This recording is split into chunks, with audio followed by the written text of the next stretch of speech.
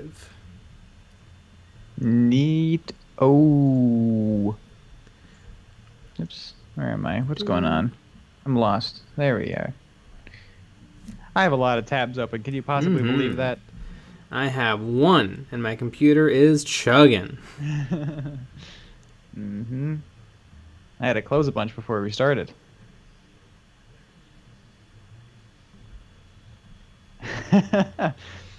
Brett S. Sup? What orc clan is this? It's the Ork Yorks. The Dork Orcs. I keep it. That's Oh, what wow. Take the hun. Hello, gents. Give me some hard takes, please. Oh, I got some hard takes coming. Ooh.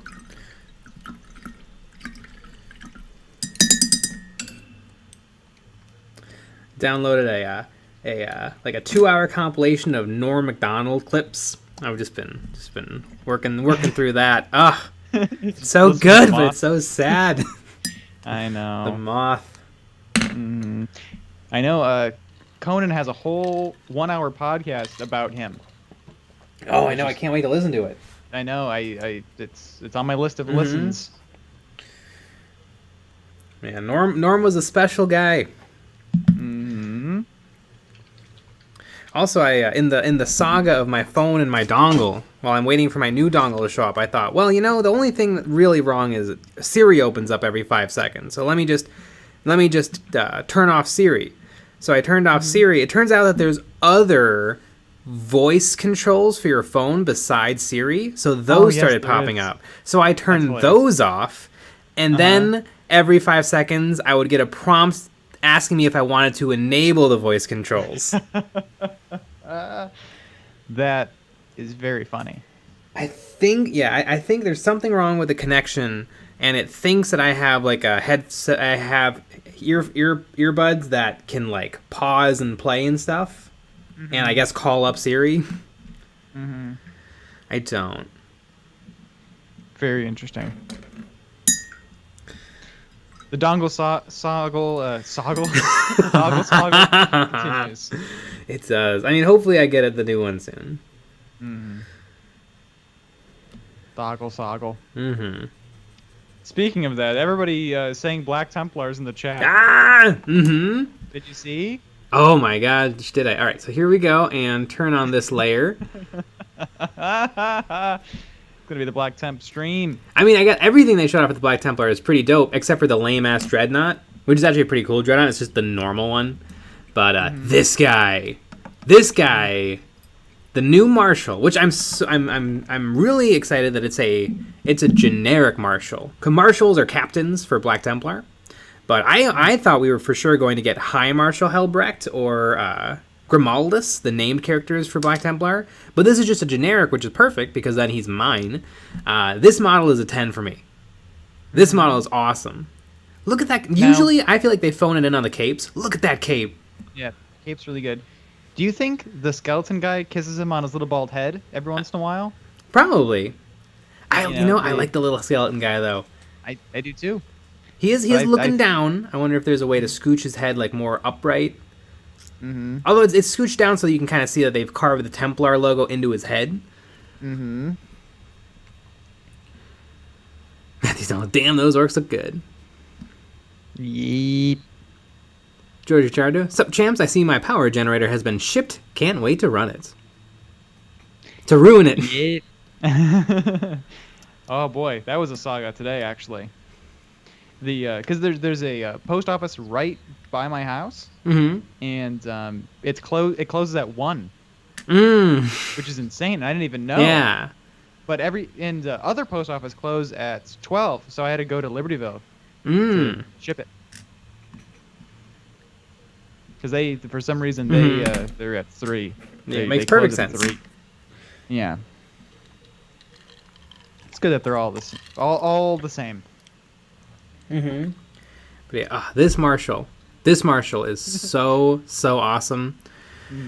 Clearly, they're gonna do a Black Templar start collecting, which is why they included So there's this guy, the Marshal, and then there's the Emperor's Champion that they showed off a few weeks ago, and then there's a new squad which I called it, It's a mixed crusade squad of scouts and neophytes, or scouts, initiates, and sword brethren. It's a mixed loadout, which actually looks super cool, but I bet everyone's going to throw a hissy fit about because, monopose, it doesn't come with all the options. I think it looks great.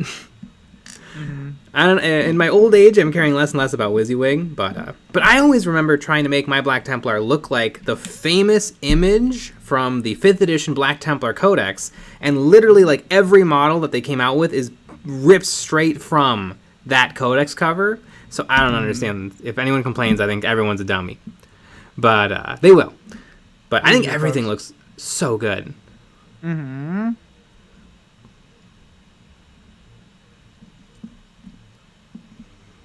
Yeah, really, really neat. Mm-hmm.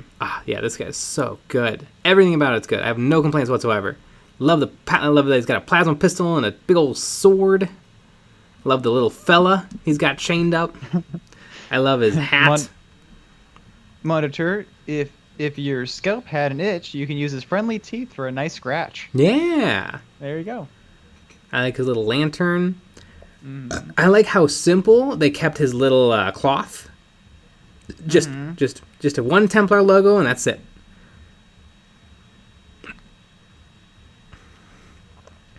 I mean, this is pretty cool, but we're forgetting that the Marshcrawler Slogoth came out today. Who cares? You know what, though? I looked it up. I couldn't figure out what base it comes with. It comes with, like... Yeah, or is that the little guy? Yep. It comes with, like a 70 by 120, and like I looked at, I measured the bases I own, and I'm like, I don't have one like that. It says 105 millimeters by 70. Yeah, but that's not a base size I'm familiar with. Yes. It's like a halfway between like the biggest oval and the flying oval. Mm-hmm. I have not pre-ordered it. I think I'll probably wait a little bit, but $50. I was hoping maybe like 40. Mm-hmm. I think it's interesting that it's okay. 50, and then the oh yeah, I didn't even the alligator guy's like 55. Really? Yeah. So I guess they must be pretty similar in size. I thought that the guy was going to be really small. Mm-hmm. Oh yeah. Ooh, and then the vulture is 140. Yeah, it is. Gut rippers are $50. Some terrain. Interesting. Oh, and you can just buy all of it for a lot of money. Mm-hmm. Oh my god, yeah, all of it was a lot. $35. Yeah. Oh my god, the Black Templar looks so good. God, I wish it didn't come with the Redemptor Dreadnought. It's a good pick, but I already own 2, so I don't really want a third. I would have liked if they maybe came with one of the tanks or something, but. I also, one of the start collectings already comes with the Dreadnought, so, but what are you going to do? Speaking of Dreadnought. Nice. That kind of day today. Melanet Bernie, I love everything about the Black Templar except the positioning of the right arm, not dynamic enough, 9 out of 10. Which one's the right arm? The plasma pistol? Yeah, and I think the pose we're seeing is he's just lifted the sword into the air, and he's about to bring it down. So the pistol's just at his side.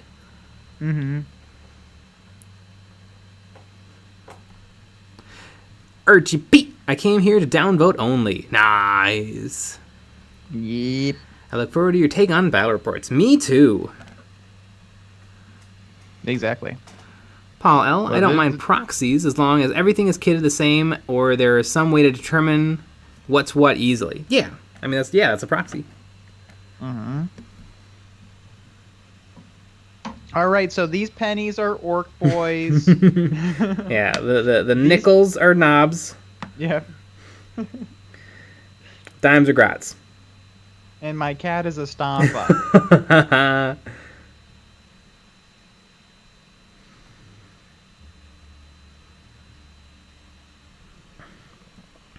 Yeah, love the Black Templar. Like, I looked and I'm like, wow. Like, it's been a little while since Games Workshop came out with a model that really, like, gets me going. Like, this model is a 10 out of 10. So you're gonna buy it right away? Probably. I do kind of want that squad. Maybe I can like eBay the Dreadnought or something. I don't know if I need 3.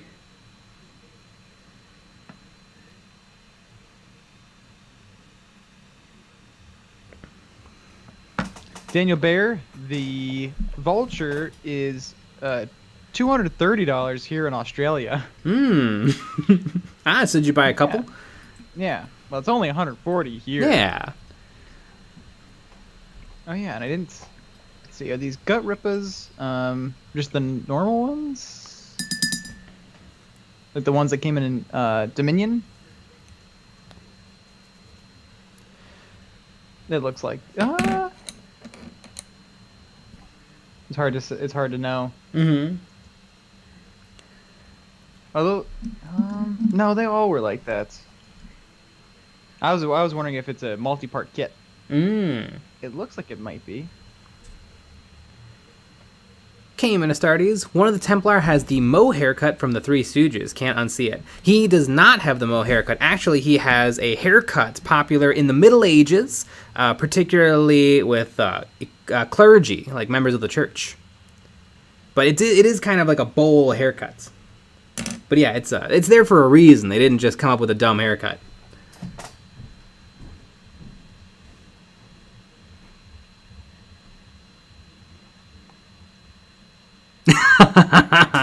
Landon Foreigner puts genitals on table. Hey, look, a squigoth.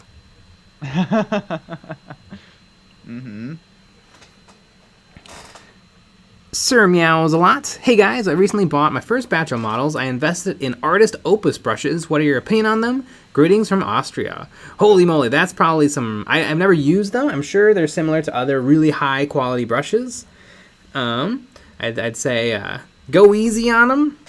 I almost feel like it's better to start out with some cheapy stuff to break them in and figure out your skills and your habits before you move on to some really, really nice brushes. Also, brush care is a thing for really nice brushes where you can kind of just use and abuse cheapy brushes. But yeah, I'd get some brush soap, maybe even some brush conditioner.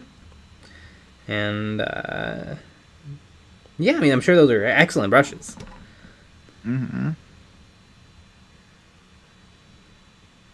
I don't have Artist Opus. I have some Da Vinci Maestros. And Rosemary & Co. Rosemary & Co. makes solid brushes that are not that expensive. I'm using one of their brushes right now. And there's a U.S. retailer now. Yeah. So you could buy it without it being insane. Even though before it wasn't that bad. No.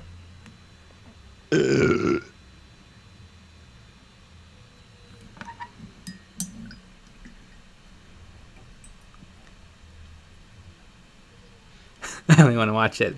The Moe haircut promotes celibacy, whether they want it or not. Ed Scar, brush soap versus normal bar of hand soap. What's the difference? I don't know, but I'd probably go with brush soap. I'm sure there's something in there.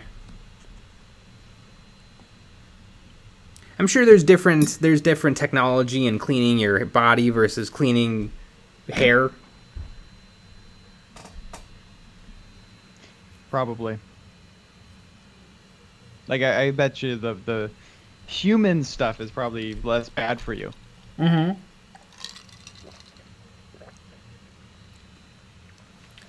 Melonhead Bernie, I recommend the Masters Brush Soap Conditioner. Works great for cleaning and preserving. I like the Masters brush. I use that on all my brushes, and then I like to finish them off with some Gentastics Drunken Brush Goo. This is a really oily soap, and I brush this into my brushes and then leave them, and it keeps my points nice and fresh. And there's a unicorn on it.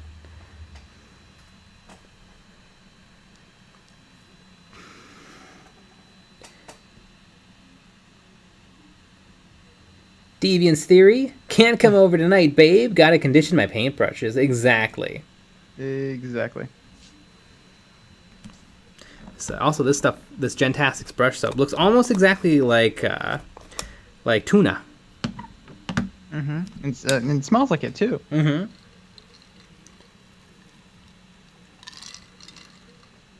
Jason M. When I burp, I like to I like to say barf. You should try it. I like to burp swear words. That's funny. I think that's the rudest. Yeah. That's like the rudest thing you could possibly do. I think, yeah, it's the ultimate rudeness. Mm-hmm. The new Black Templar might be my friend's second army if I don't take them first. Evil grin. If I had any complaints about the new models, I would say that the scouts are maybe a little bit too faithful to how scouts look. I always thought scouts kind of lacked a little something. I wouldn't have minded if they kind of redesigned them. Mm-hmm. But I mean, they are the best looking scouts they've ever made. Mm-hmm. Oh yeah. Did you see that every single one of these pieces of terrain is $50? I did not. Yeah. I didn't really look at anything except the Black Templar. Yeah. Remember the terrain from the starter set for Dominion, or like the starter set for Age of Sigmar. Yeah. They every single one of those little pieces. Well, I think some of them were kind of big, but every single one's $50. It's weird that it's not like a set. No, yeah, it's all separated. Yeah. And each thing is $50, and I feel like that's kind of a lot of money. That is weird. So there's like a chunk of wall, yes, a statue on a chunk of wall, yes, and a ball. A ball, yes, and they're all $50. That is bizarre. That doesn't even make sense. Like, who's gonna want one chunk of wall without the other chunk of wall? Yeah, well, you would want the whole thing all together. And they're both called domicile shell. That's weird. Mm-hmm. That's really weird. Yeah, but it's domicile shell and domicile shell with winch. Completely oh, well, there you go. I mean, what are you gonna do, folks? Yeah. Even though I swear to God, they both have winches. Yeah, they do. That is really bizarre. Also, just another weird thing that's always weird about Games Workshop's website. How come the domicile shells are all like, they have the little arrow that means like you can only available online, but the Nexus Siphon is available? Like, what? What? I think they forgot to press the button. I think they did. I love it. I've seen this Nexus Siphon in person, though. It looks pretty dope. Yeah, it looks like a... I mean, all this terrain is good, but... Yeah, it's $50. It just seems... Yeah, $50 for this is a little much. I mean, definitely not $50 for a chunk of wall and a chunk of wall. Come on now. Well, $100 for a chunk of wall and a chunk of wall. If you want one chunk, it's $50. Yeah. And it's not even... The walls aren't even done being built. No! It is kind of fun that it's not a destroyed wall, it's a in progress being built wall. That is a fun take on their normal shtick. Mm-hmm. No one's gonna buy it because it's dumb and expensive, but. Mm-hmm. Again, I think it's interesting. Age of Sigmar has scenery. Warhammer 40k has terrain. Mm-hmm. I like that. It's funny.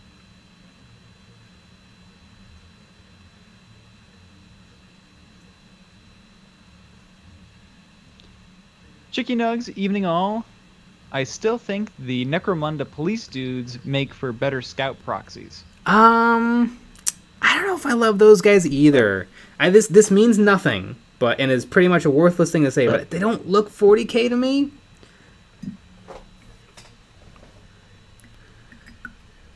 The Adeptus Arbites, or Arbites, as some people say. Yeah, I don't know if we've gotten a perfect scout yet. I think the best looking scouts are the Sisters of Battle scouts. They showed off the other day. I just sent that article to our friend Amanda, who has Sisters of Battle. Mm-hmm.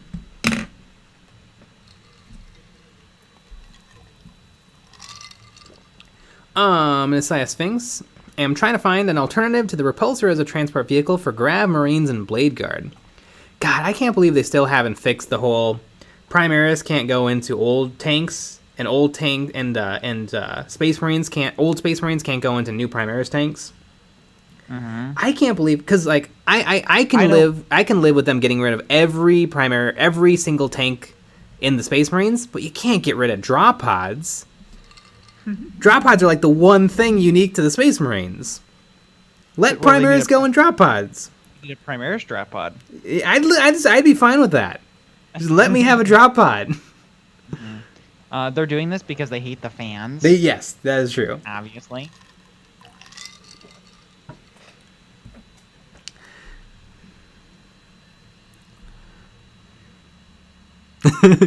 Calzarok.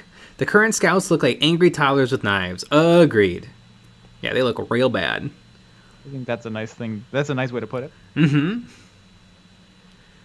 Some of the dude, I hope they release Black Templars for Kill Team. Well, I mean, I guess they already have, because Space Marines are in Kill Team, and Black Templar are just Space Marines. Space Marines.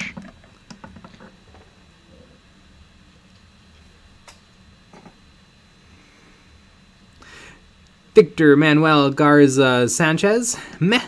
At least the new models don't look like a pain to carry around, unlike most Age of Sigmar models, and I'm looking at you, Night Haunts.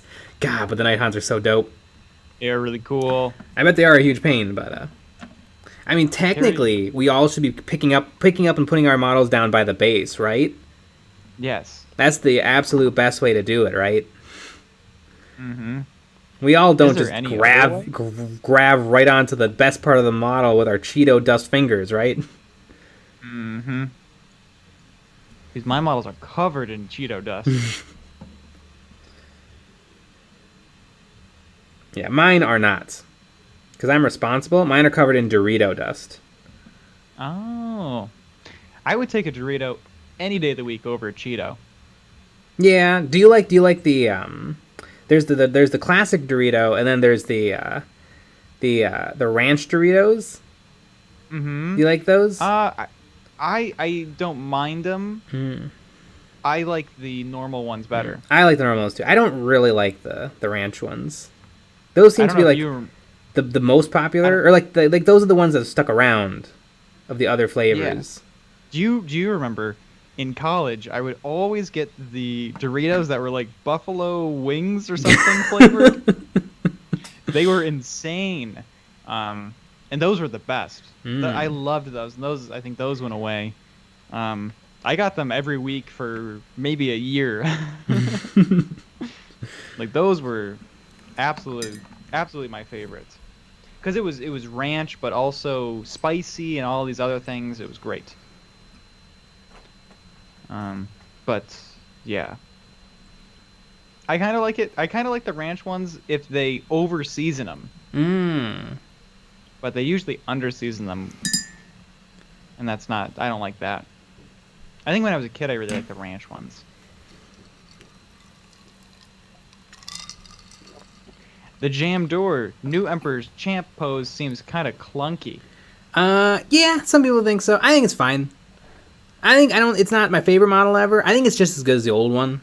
The old one had, there was things I liked about the old one. There's things I didn't like about the old one. And the new one, there's things I like about it, and there's things I don't like about it. But, Jeez, what a shell. I only want to watch it. Do you not pick chapters and kill team? I don't think so. At least not yet. Sam Soden Garcia. Black Templar are the only Space Marines. All other Space Marines don't know how to Space Marine. I agree. All other Space Marines are posers. Yep. Drew von Schoonhoven. Howdy from Australia, everybody. Hi.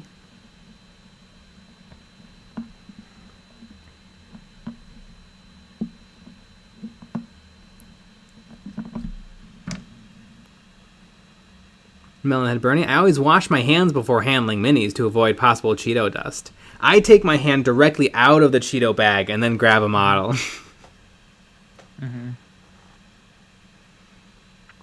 George Gajardo. Jay, what's with painting on a pane of glass instead of cutting mat? Seems like a good idea, but I'm wondering about the rationale. Well, you shouldn't paint on a cutting mat, because cutting mats aren't really designed for that. Cutting mats are designed to be cut on. So I never paint on a cutting mat. Also, like cutting mats, you're supposed to like saturate them with water every now and again to keep the whatever type of plastic it is hydrated so that it doesn't dry out, so that it still can self-heal. But I like a pane of glass because it gets dirty and then just a couple squirts of Windex, a little wipey, and then it's perfectly good again. So I really like painting on glass. I also can I can mix stuff on the palette if I want to, and it's fine. I don't have to worry about getting anything dirty. Mm-hmm. Yeah, I haven't seen a lot of other people do it, but I like it. Yeah. I think sometimes if your lights are in the way, you can get weird reflections, and people don't like that. Yeah. I don't know. We don't really seem to have that big of an issue. I usually have to do a little finagling. Usually when I'm airbrushing in a video, I'm on a pane of glass, and I have to fix the lighting a little bit to make sure that there's nothing directly into the camera. But yeah, other than that, it's not too big a deal. Mm-hmm.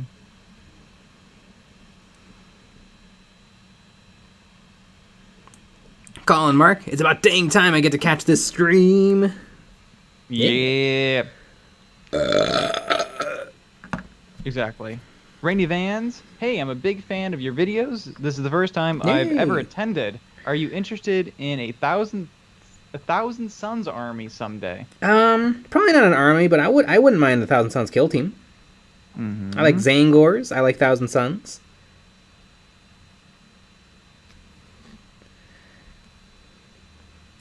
What I kind of like about New Kill Team is I feel like it better incentivizes you to buy more models because instead of buying an entire box of Zangors so that I can bring 2 of them to fit into my list of min-maxed perfect stuff like last Kill Team, now it's like, oh, if I buy a box of 10 Zangors, I can bring 10 Zangors in Kill Team. Mm-hmm. Or I can bring, 8 Zangors and 3 Space Marines. Mm-hmm.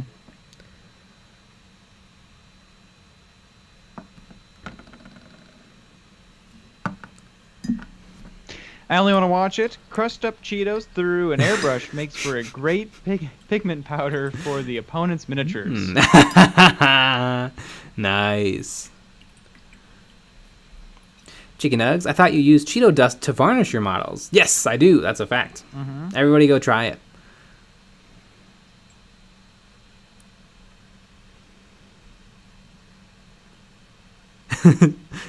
Matthew's stolen this. Cutting mat plus water equals huge wet palette.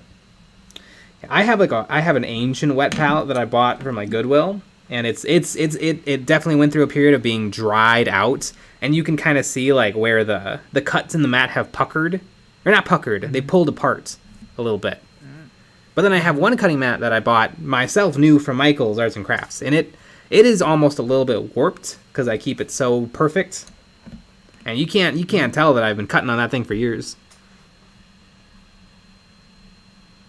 Landed Fortner, hey you guys should give me a random color. Orange.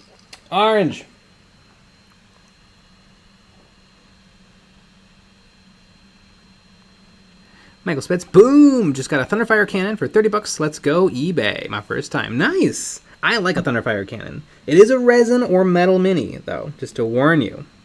But I think it's fun. It can fire without being able to see the enemy, which is a really cool feature. So you can just tuck it behind a building and let it blast away all game. The only thing a little bit annoying about it is you have to buy it a Tech Marine to pilot it, because I guess a normal Space Marine is too dumb to figure out how to make it work.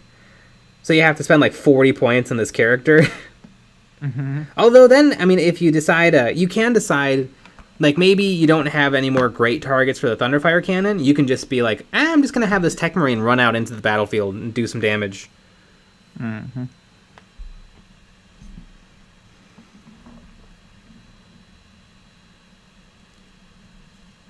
Melonhead Bernie, accidentally got some super glue on my cutting mat and messed it up. Never again. God, I forget who it was, but I was watching some YouTuber who was doing a cleanup video where he was taking care of his workspace, and he cleaned his cutting mat, and I forget what cleaner he used, but it wiped off the lines. Mm-hmm. That was really funny. Oh, that's good.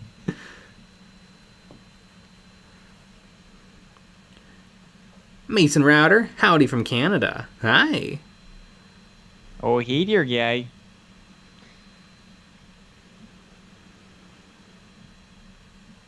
Colin Mark, hey, you shop at Michael's too. I do. It's like the local, it's the arts and crafts store near me. Mm-hmm. Landon Fortner, fuck it. Orange Nurgle guy. Yep. Beautiful. Colin Mark, EOB, I gotta know, what's your experience with green stuff? Green stuff is great stuff. I use it all the time. I'm not much of a sculptor, but I find a lot of use for it. Sometimes I'll use it to give my minis a little bit more height. Or on my old Space Marines, I used to put it in between their torso, head, and shoulder pads to make them look a little bit more like Primaris Marines. I've done a little tiny bit of sculpting. Not like whole things, but like little pockets or little parts. I mean, you did a whole banner. A whole banner, that's true. So yeah, I think everybody should have a little bit of green stuff in their hobby box. Melon Bernie, never had a problem with green stuff besides a sore throat after sanding it without a mask. Yeah, it doesn't really sand. If you want something to sand, I'd suggest Milliput. Yeah, Milliput is it's a lot like green stuff, but it dries rock hard. And if you wanna sand something, that stuff will sand really, really well. Green stuff is always a little bit soft, so when you sand it, it's gonna flex a little bit with the sanding, so it's gonna be really hard to get a really smooth finish on it. With green stuff, you really kind of want to get it right in the sculpting phase and then let it dry. Whereas Milliput, you can kind of throw it on and then fix it after it's dry. Michael Spitz. Also, I filled out my tax forms for Starbucks today. It's official! Yep. Where's my coffee?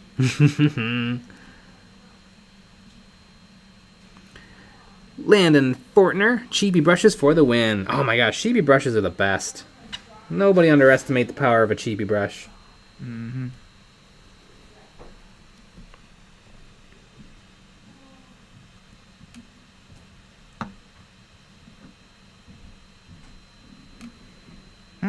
Monitor, don't forget you can mix green stuff and Milliput together if you want to mix their properties. I don't know that. Milliput, more sanding.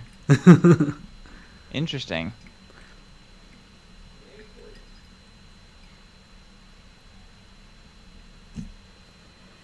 Colin Mark. Also, which third-party mini company do you prefer? I remember in one video you used Spellcrow bits for your Orc army. Yeah, I've used Spellcrow a lot. I like all of them. I don't know if I have a preference. I mean, they all kind of make different stuff. If I want like an amazing one-off model, I'd probably go with Wargames exclusive. Or pinups. Yeah, or pinups. If I want bits, probably Spellcrow or Cromlech. Artel W makes some amazing alternate sculpts for 40k.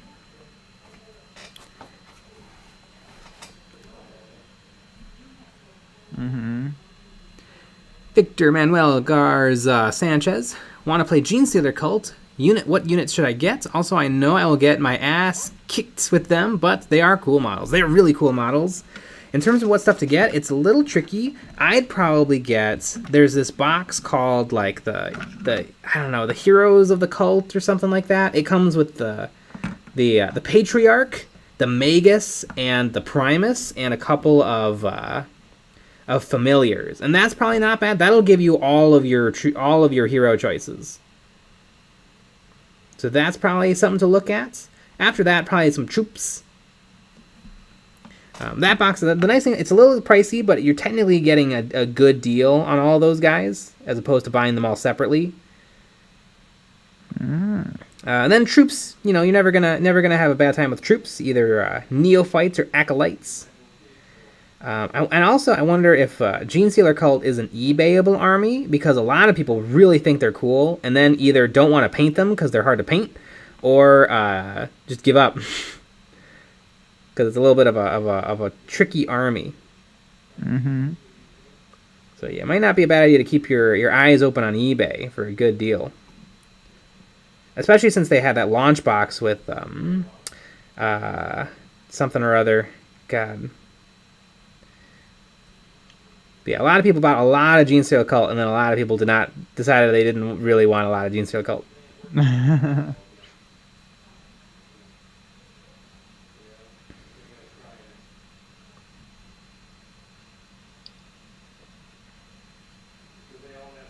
Melonhead Bernie. Artel W scopes are sexy in a classy way, like a fine art sculpture. I don't know if they're that classy. I like Artel W, but yeah. Classy. I guess you just have a different different taste in class.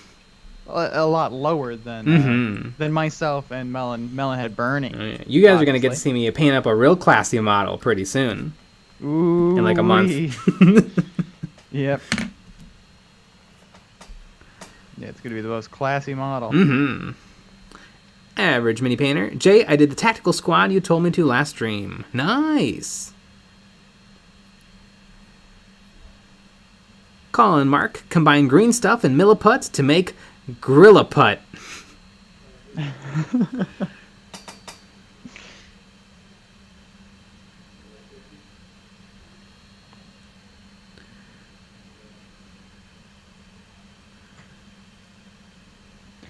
Sam Snowden Garcia are Artel W the ones with the booby Tau models? I don't think so. I think that's Wargames exclusive. That's Wargame.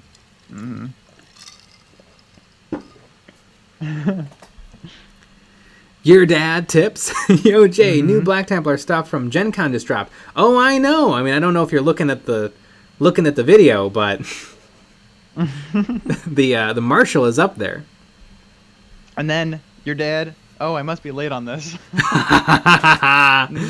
my gosh, yeah, this model is a 10 out of 10 for me, and I think the Crusade Squad is also a 10 out of 10. The Emperor's Champion is probably a 6 or 7 out of 10, and then the Dreadnought. I mean, as a Dreadnought, it's like a 8 out of 10, but as the last thing to round out the box, probably like a 5 out of 10. Because I already have a bunch. And Games Workshop should always cater exactly to me. Yeah.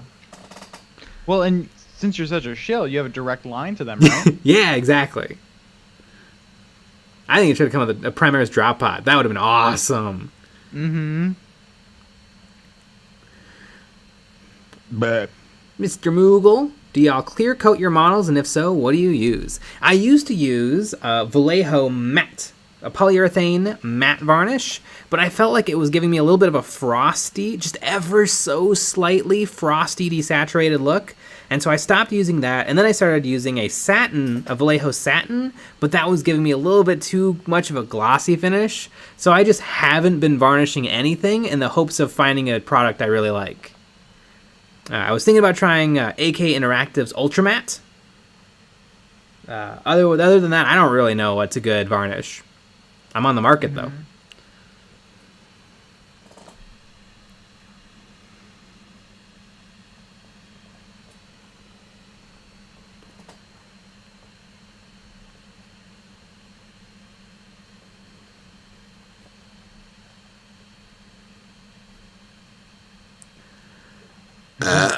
your dad, I forgot, 9 p.m. for you guys is 3 a.m. for me. Yep.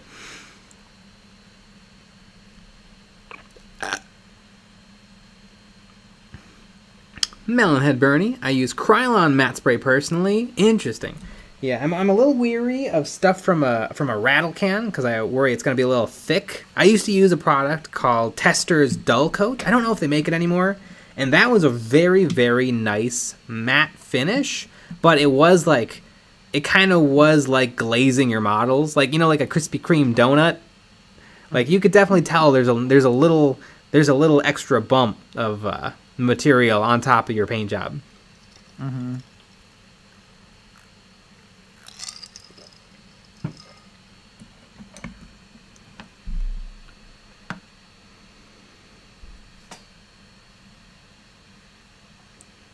Average mini paint. Jay, do you like the old painting they did of the new Black Templar Codex? What?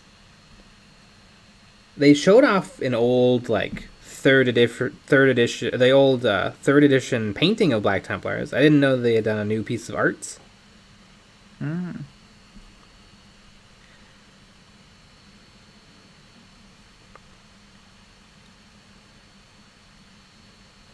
I don't really think they've come out with an art that I wasn't that fond of.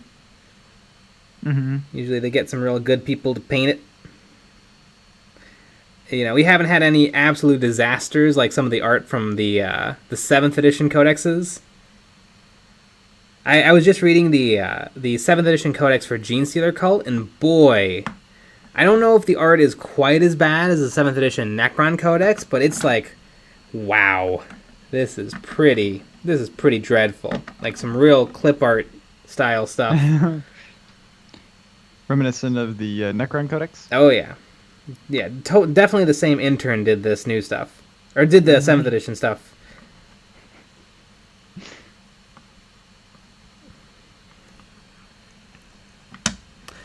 Mr. Moogle, they still make Tesser's Dull Coat. I can vouch for Tesser's Dull Coat. That is good stuff. Mm-hmm.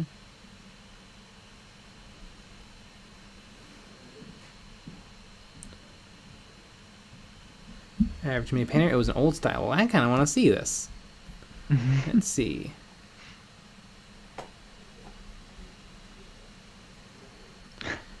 Matthew Stoneless, welcome to the stream. Quote from the video that made Kim Kardashian famous. Mm-hmm. Is it in the... Do I have to watch the video? Did you scroll through the whole article? Yeah. I mean, there's a picture, but it's just the old, like, 2002 painting. Mm. It is dope that they're using it as the cover art. But yeah, that's an old painting. It's not a new painting done in an old style. But I think it is really fun. Yeah, the exclusive cover features iconic John Blanche artwork from way back in the 3rd edition of Warhammer 40,000. That's a quote from Warhammer Community. Mm. Whoa, you read the words? Mm-hmm. It is super dope, though. Honestly, I mean, I'm not going to buy it because I think the special edition codexes are a waste of money. But it's pretty dope that they used the old cover art. I think that's really cool. Actually, they're being lazy. That's what people are going to say. Mm-hmm. They didn't want to make new artwork because they're falling apart. Mm-hmm.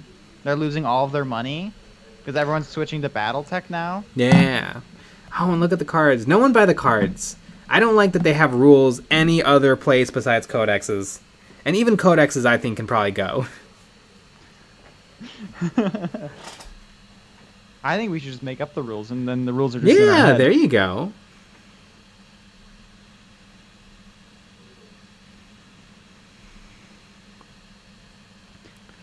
JPC. 60 people in chat need to get their shit together and thumbs down. Yeah, they do. I've been saying this since the late 80s. Mm-hmm. Jesus Christ. What are we doing here, folks? Arpad Neil, my goal is to achieve Rogue Trader levels of derp in my sculpts. There you go. George Gajardo, I have 20-year-old Falcon Grav tanks varnished with testers, and the paint is still in perfect condition. I bet. Oh yeah, I mean, testers dull coat is like bulletproof. All of my Necrons have testers dull coat on them, and then I painted right over it. Mm-hmm. Pearlstone. What is BattleTech? It doesn't matter.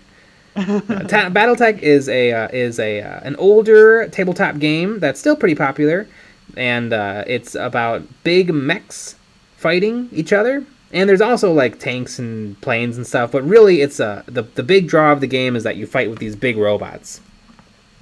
Big mech. A lot of the sculpts are pretty old and derpy, although I think they are working on revamping everything. Mm-hmm. But apparently there's a lot of granularity in the rule set where it's like, okay, you've damaged the right arm to 13%. You've damaged the leg. So it's I presume it's fairly different to games like 40K and Kill Team. Mm-hmm. Jason M. No, codexes are my favorite. They got to keep making those. I can handle the codexes, but any other published rules I think is hot garbage. Why would I buy another goddamn book just to get some rules?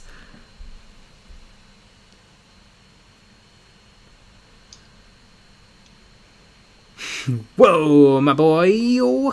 Shit, it's too late for me. I already have the cards. Oh no.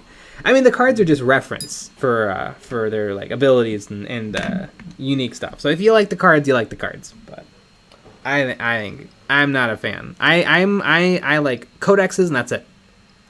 And also the codexes could be an app.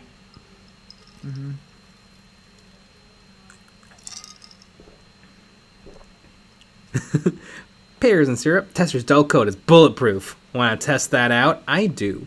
Yes, please. Dan F. Shiny. They are.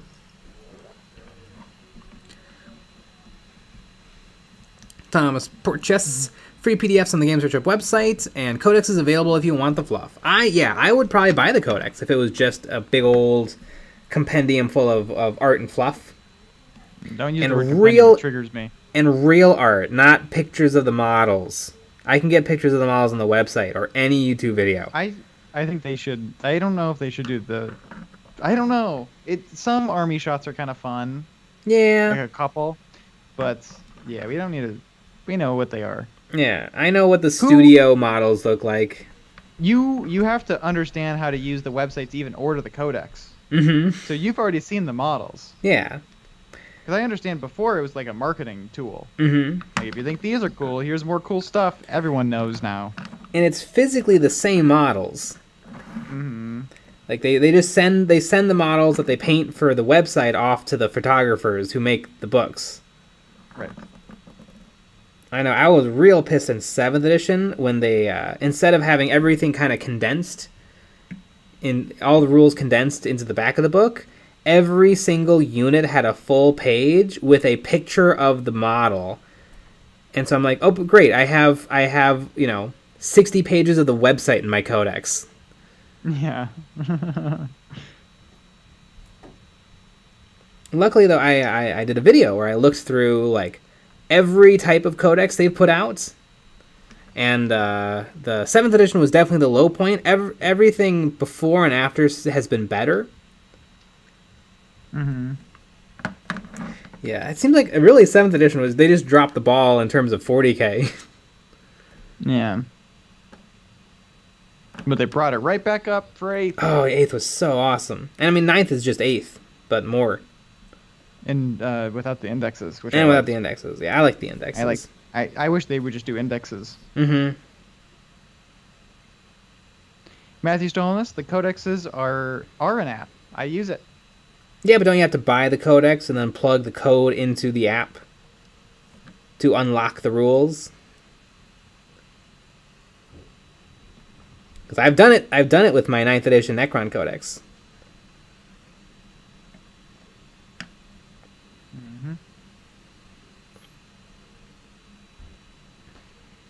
Sam Snowden Garcia, the really detailed how to paint sections of the old codices were cool. They were only in the first ever codexes. Actually, it was the second codexes. There was first edition, or the Rogue Trader didn't have that stuff in it. I think it was second edition had those sections. There's an adorable one in the Necron 3rd edition codex where it's like it gives you tactics on how to play Necrons, and the tactics are put them on the board and then move them forward.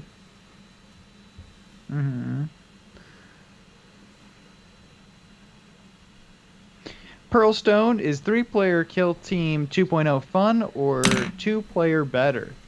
I don't know. 3 players probably fine. 4 players a little stretching it. 2 players obviously the goal. It's like what it's designed for. Yeah, I wonder if 4-player would work better if the board was slightly bigger. It might. That could be something. And maybe 4-player works better if 2 players just play a different game and then it's just 1v1. 2 1v1s? Yeah. That's what we're doing this week. Mm-hmm. Drew Van Schoenhoven. Hey, Jay, hard to tell in the video. Are you just applying another layer of white? Yeah, I was just fixing up a little bit of sloppage that I did yesterday with white, and then I'm going to paint all of the stuff that's not their skin.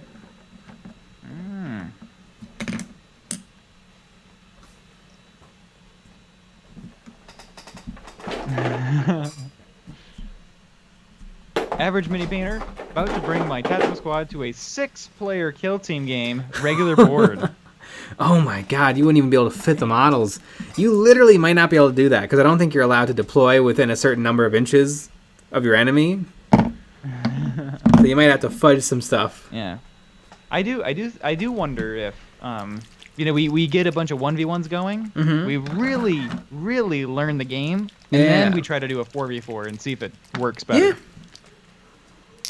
So I bet there's something to it. Mm-hmm. Because I think it was kind of a slog because we didn't know.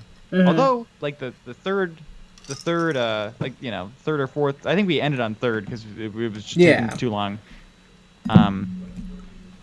But those last couple rounds went really quick. They did. I wonder though, like whenever you have lots of people on the board, I think it's really easy for like one person or two people to get ganged up on, because it just has to happen. Yeah.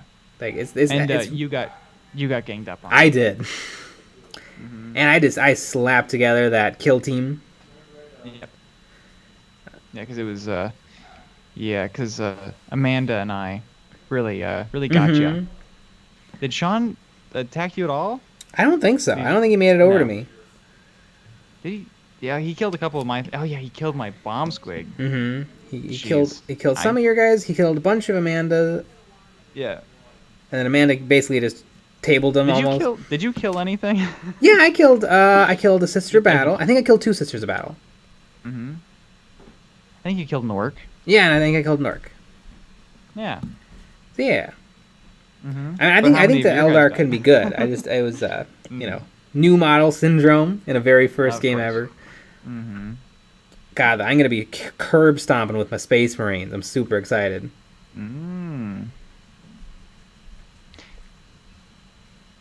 Good old 3 activations a turn. Hot damn. Pears and syrup. Sloppage is my new favorite word. Yeah.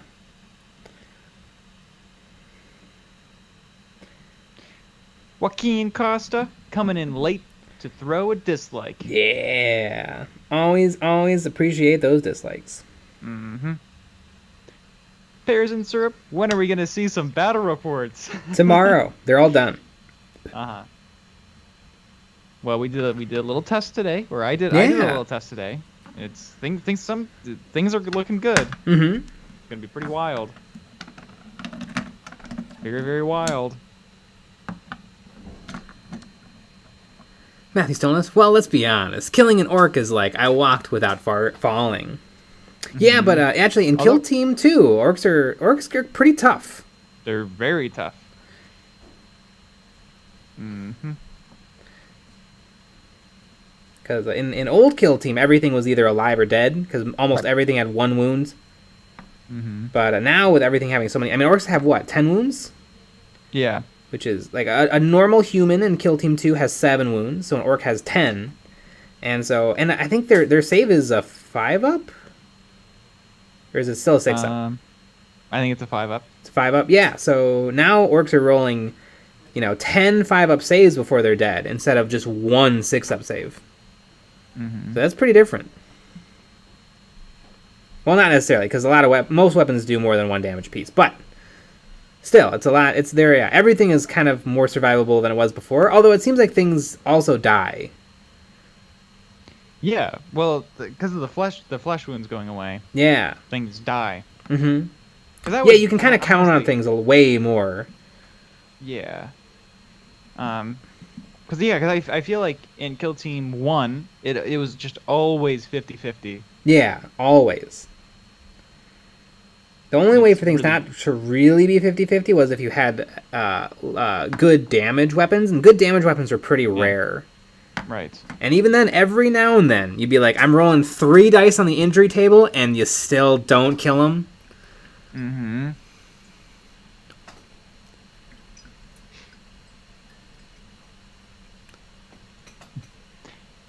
Bredas, what about the Patreon community critique vids? When are those coming? We're gonna film them this next week, so it could be potentially next Saturday, or even more likely the Saturday after. Yeah. We'll see. There's a bunch of stuff that we're doing all at the same time, so hopefully.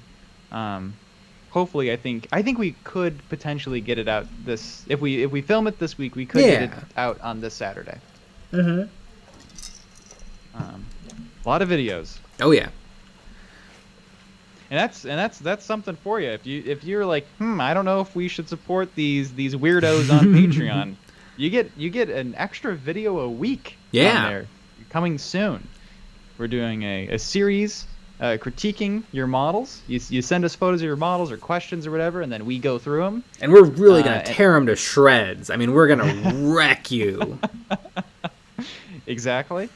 And we're going to do a series reviewing Warhammer Plus. In detail. And blow by blow. Let's just say you wouldn't have to have Warhammer Plus to understand what we're talking about. Mm-hmm. If you catch my drift. Yeah, if you're picking up what we're putting down. Exactly. Brett S., what about the Stompa videos? You guys started that yet? The Stompa video comes out tomorrow. Exactly. Yeah, exactly. It's pretty wild. It's already here. Nick's already built it. He already painted it. Yep.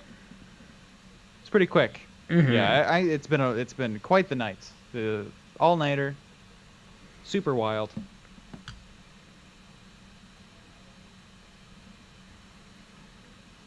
I love using a contrast Black Templar on the pants because I don't have to try. Mm-hmm. And I don't think you shouldn't try on every single part of the model. Like, I tried really hard on the skin. I'm not going to try that hard on the pants and boots because I think people are probably going to spend most of their time looking at the skin and the faces. I'm only going to look at the pants and boots now. Mm-hmm. But that is a good tip because there's a lot, especially with orcs, there's a lot of little details and everything, and you could go crazy picking them all out like me. Mm-hmm. And then get bored of them and not want to do them. Thomas Porteous, how many custodians can you have in a kill team? 4 or 2 and 5 Sisters of Silence. Custodians get 4 activation. And I believe they have an ability that lets them do actions twice per activation phase. Oh my goodness. Yeah, apparently custodians are just incredible. Move, dash, shoot. Yeah. If you can do things twice. Shoot, charge, fight. Mm-hmm. Damn. Pearlstone, thoughts on the narrative campaign? I haven't looked that hard at the narrative rules in Kill Team 2, although they exist. In Kill Team 1, there was narrative rules, but it was like a page. Yeah. It seems like now there's actually rules for narrative. Yeah, it seemed like they actually tried it. And we would be definitely interested in doing it. We got to learn the game first, though, I feel like. Yeah. We're going to play our second game ever this weekend. Exactly. Rogues Part 2, any advice for a cheap orc starter kit? Orc boys. Yeah, orc boys. Or Gretchen. No, boys. I'd get Gretchen. Nah, you should get Gretchen. You should get boys. Yeah, you should probably get boys. Boys, boys, boys.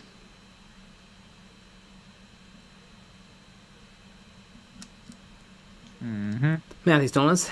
Man, you guys are going to talk me into getting the dang box. Is the Orc Codex in the Octeris box? No. Well, yes, if you want to play the orcs that come in Octeris. But the regular greenskins rules are in the Compendium, which weirdly can be obtained. Online. Yeah. Easily. Very, very easily. There's some very wonderful people out there. Mm-hmm. Don't buy it. Like it's so weird that they broke it up, because in terms of like reality and people playing these games, everyone is not gonna buy a compendium so that they can play with their army, or maybe even they have a couple. It's just not worth it to spend $50 for, the 5 pages you need. Right. And then I guess you leave it up to like the game master, because there's always one person who's got all the stuff, and then there's the friends. Yeah, me. And so in theory, I buy all the stuff, buy the book, and then loan it out.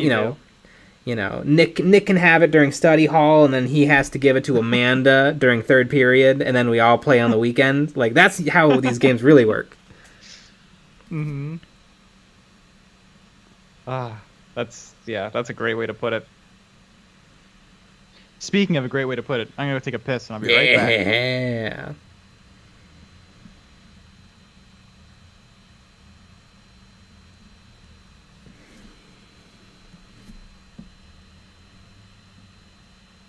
I think the compendium is dumb. I mean, I like that it exists. I think the compendium is good. I just think the compendium should be glued to the back of the rule book. Like, it kind of used to be in Kill Team 1. Kino Cananas. Will Orc Bikers be in Kill Team? I hope not. They're not currently. And I wouldn't mind if Kill Team kind of stayed a little bit more its own thing. In Kill Team 1, basically everything got added to Kill Team, and I think it kind of messed it up.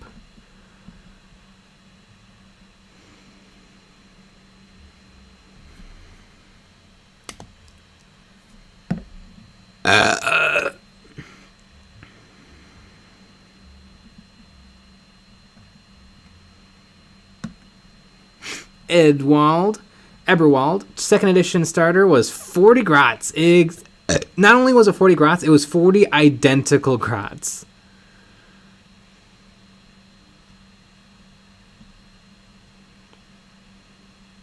Stan Snowden Garcia. I got it from Agnes, and she got it from Jim. Exactly.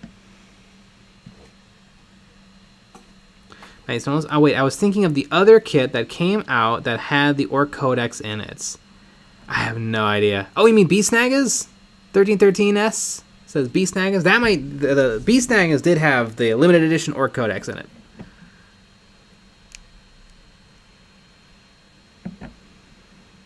Melon and Bernie, they should include a PDF of the compendium with the applicable minis. That would be so much easier. I mean, I don't know if they do this anymore. I think they still do for 40K, but they used to have the rules just on the instructions, like on the building instructions, and they totally could put the compendium rules in the box. Like, it would be super easy. Barely an inconvenience. Wheelchair 8771, what's going on here? I don't know. Victor Manuel Garza Sanchez. In my country, almost no one has the official codex. We prefer Jack Sparrow ways of getting codexes and battle tomes. Bum ba-dum ba-dum ba-dum ba-da-dum bum ba-da-dum bum ba-da-dum bum ba-da-da-dum ba-da-dum bum ba-da-dum bum ba-da-dum bum battle scribe ba-da-dum bum ba-da-dum bum. It's free to download for both mobile and desktop. Do do do do do do do.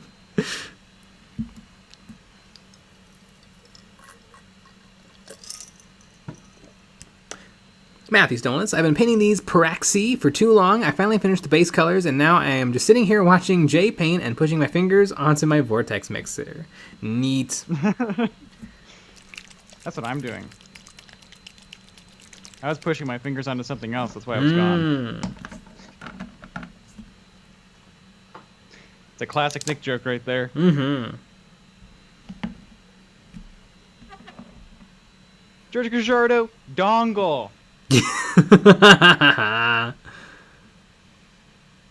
1313S. I'm painting the Beast Boys from the Orc box right now. Neat. The Beast Snaggas. I'm interested to see how the Beast Snaggas play, because they're just a little bit tougher Orc Boys. Yeah, I don't know. But they're not quite knobs, because knobs are also tougher Orc Boys. This is true. I remember I used to play with my cousin a little bit, And he had orcs, and his knobs would just run through my Necrons. Mm-hmm. Mm. I remember my Necron Scarab Swarms disabled one of his trucks, and then he's like, all right, well, I guess the guys inside are going to get out. And it was 5 knobs, all with Power Claw. Damn. And I was like, uh-oh.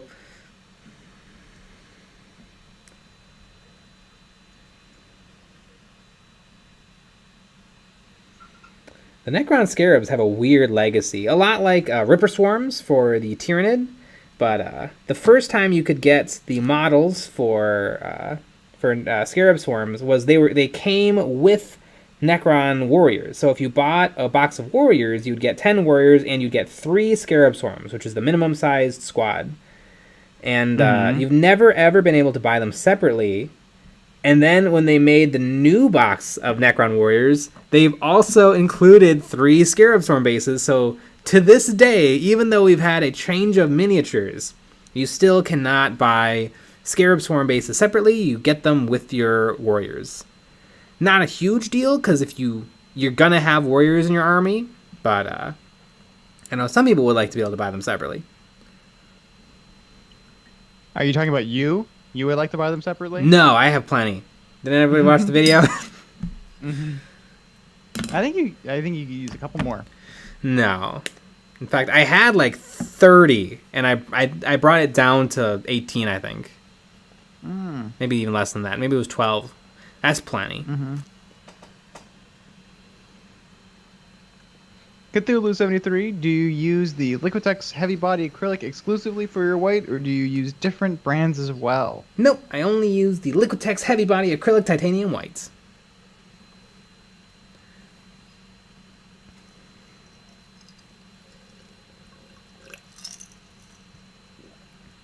Brett S. just wrapped up my Hexmark Destroyer, and with that, I am all out of Necrons to paint. Army complete until I get more Necron models at least. Nice!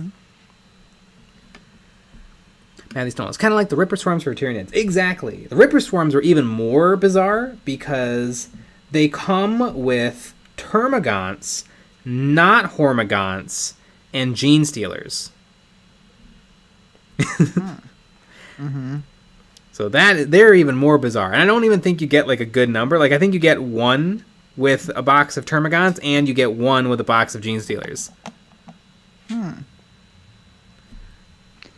Yeah, that is pretty odd. For a while, they sold a much better looking Ripper Swarm squad from Forge World.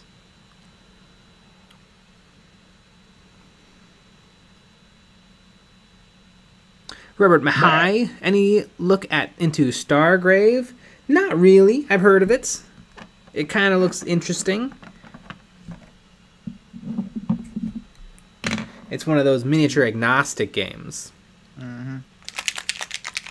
And also, I didn't even know what miniature agnostic meant until that long ago. But it does not mean you can use whatever models you want, because that's technically all games. Miniature agnostic means that they don't have their own line of miniatures for you to play with this game.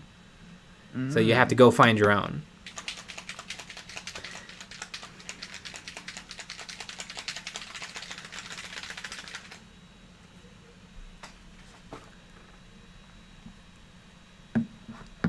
Elberwald.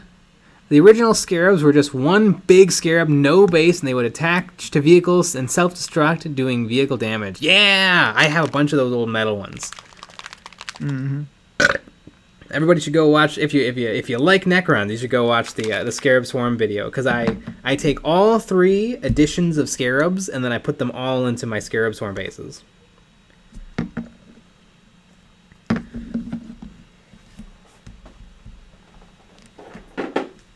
Jason M, to be honest, I have so many damn Rippers that most are still on sprue.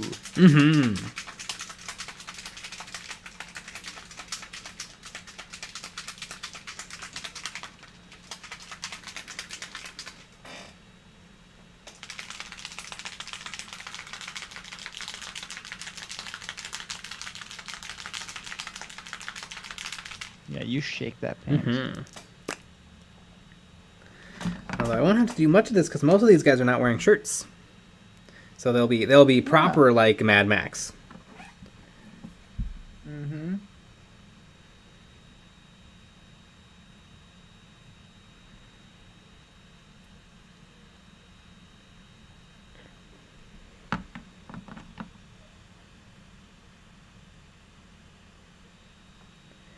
Yeah, I'm not the biggest fan of contrast paints, but I really like contrast Black Templar, which is the black contrast paint, and I really like Apothecary White, which is the contrast white paint. Mm-hmm. Quality colors that I whip out all the time. I've gone through a whole pot of Black Templar. There you go. And that's not the only thing you like to whip out. Mm-hmm. But your paintbrushes too. Yeah. Matthew Stonemas, the new scarab swarms are what messed me up. I watched your scarabs video, and then when I was building my Necrons, the scarabs came as one model with 7 scarabs. Mm-hmm.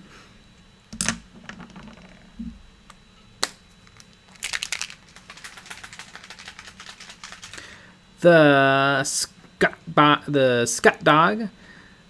Orc Bikes? Nah. Squat Trikes? Yeah.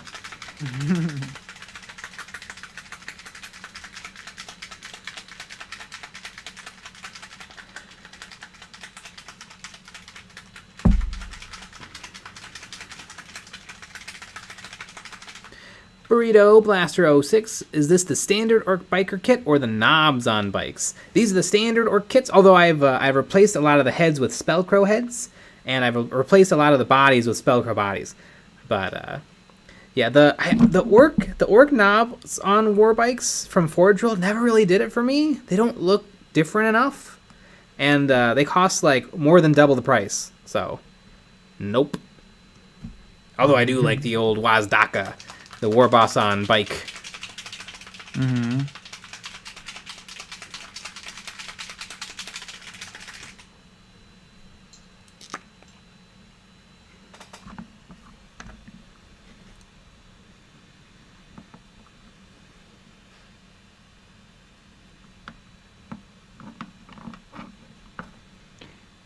Eberwald, to be truly 80s, these orcs should have vests with no shirts. Exactly.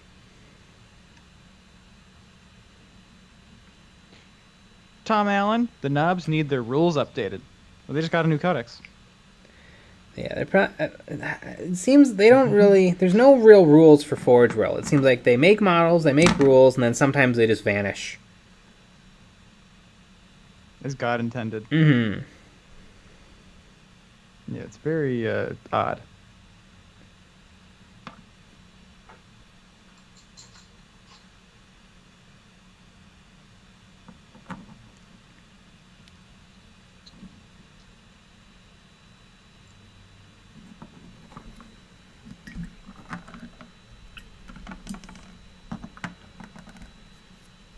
Pearls and Syrup, you should paint one of the bikes as a different clan. I did something similar with Bully Grins, and it perfectly highlights their stupidity. Yeah. Also, often guard regiments are assembled out of the dregs of different, mostly killed regiments.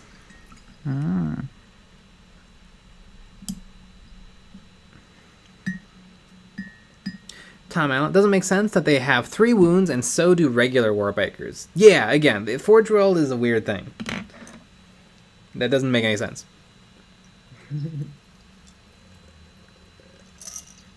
Pearlstone, do you ever do a different color for orc skin? I only do different colors for orc skin. No 2 of my orcs have the same skin. I mean, I'm sure they do, but it's never painted the exact. I always switch up the colors every time. For every orc, I pick a green at random to be the base color, and then I pick a green at random to be the highlight color.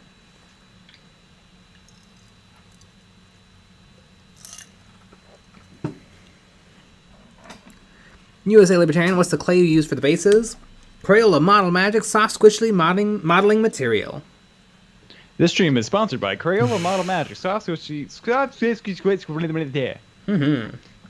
That's how they wanted it to be read. Yeah. Kind of wild. It was actually that. Yeah, that was the ad read. Mm-hmm.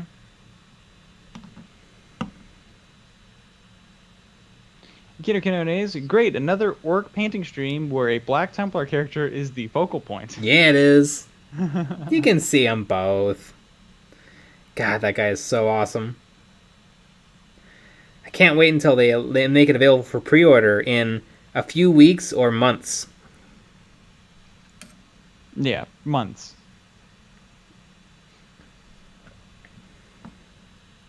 It is random though, because they God, what stuff did they show off and then it was almost available for pre-order immediately. Mm-hmm. Like it is just kind of they show stuff off whenever and then they make it available whenever.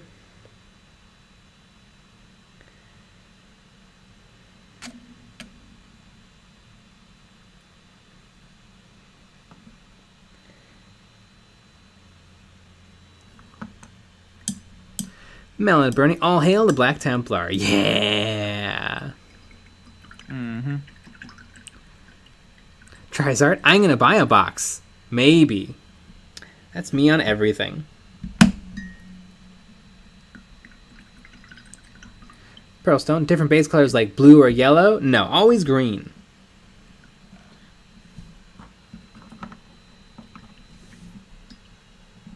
Average mini painting here. Hey Jay, say balls. Balls. I want to say balls. Balls.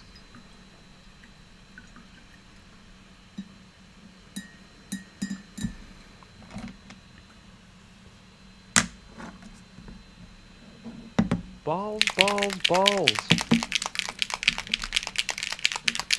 George Chardo, I guess I should start watching Warhammer Plus videos. Sounds like it's better than the pan and zoom animation I was expecting. I think it's pretty good. Mm-hmm. Melon and Bernie, are those 3D printing lines on the Black Templar sword? I think they are. Like everything you see from the Games Workshop web store, I'm pretty sure is a 3D print. 3D prints are destroying them. Mm-hmm. Well, probably as soon as they finalize miniatures, they send the files off to the tooling company that makes the models, and then they send the same files off to like a rapid prototyping company that makes the miniatures for them, and then those get to the painters, and the painters can have however long weeks they need to paint the minis, and then those minis get handed off to the different photography teams, and the photography teams photograph them, and then those go to the editors, and then the editors put them in all the publications and the books. So yeah, I think it is like a whole system they've got to allow them to do what they do. Mm-hmm. Kino knows. Wait, Warhammer Plus has shows? I thought it was a $60 free model. This is news to me as well. Mm-hmm.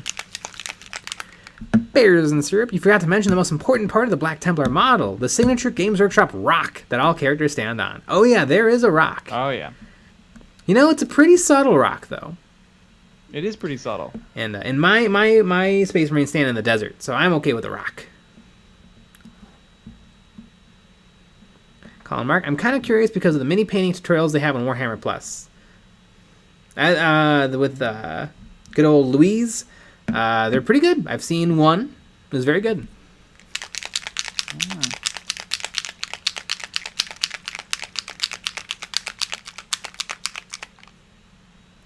Melon Ed Bernie, I'd be so tempted to sand down the print lines if it was an official Games Workshop painter. Yeah, it is odd that they don't fix it up. Mm-hmm.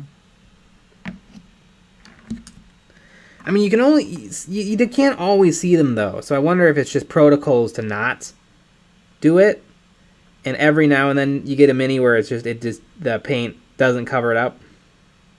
Mm-hmm.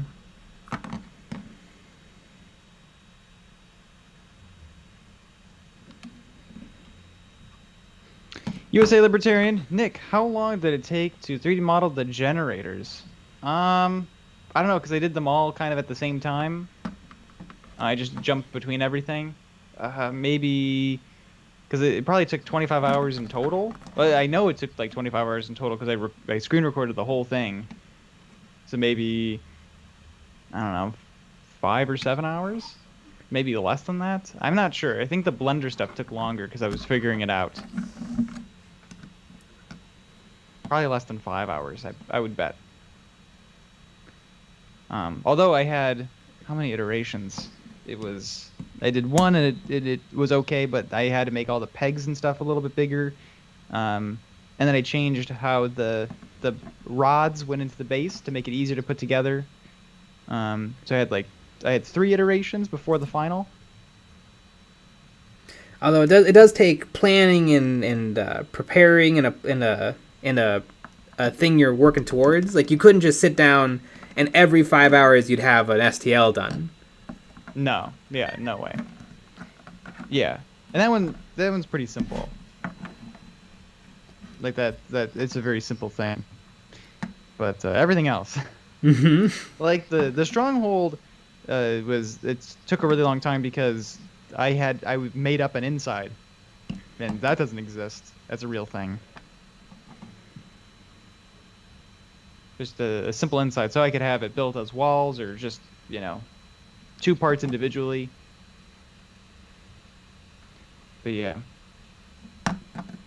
the biggest hurdle I think is the plan. What are you making and why? Mm-hmm.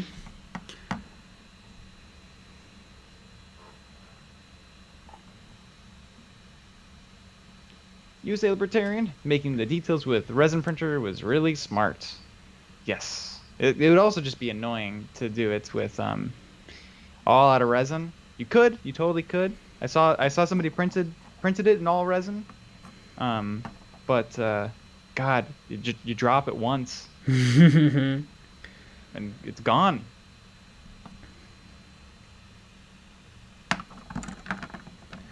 Do you think there's any cost savings to printing a lot of it in plastic and then just the details in resin? In time. In time? Probably. Although you have to sand it, I chose to sand it. Mm-hmm. And you probably should if you want it to be perfect. So I don't think that there's much cost saving, because if you hollow it all out, because you have to, it's not very much resin. Take a long time though. I bet it would take longer to print it out of resin than it would out of FDM. Because it takes like 11 hours to print almost the whole thing with FDM.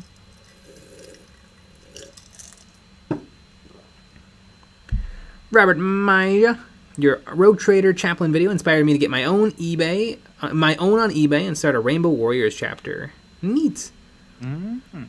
JD, just finished off some bikes myself. What's your favorite unit of the new ORK book? I have no idea about the rules, but I'm kind of digging the kill rig now. It was kind of like the least interesting thing they showed off for me when I first looked at it, but now I'm like, that'll fit. That'll fit in my biker orcs. I just need to get rid of that pig and change it into some sort of a vehicle. Pig. Yeah, who's got dibs on the pig? Who wants the pig? For money.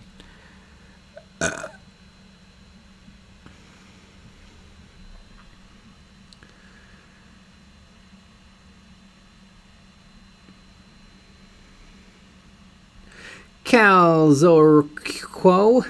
Hooray for Blender Guru's tutorials. Oh yeah, his donut tutorial is so good. If I can do his donut tutorial, you can.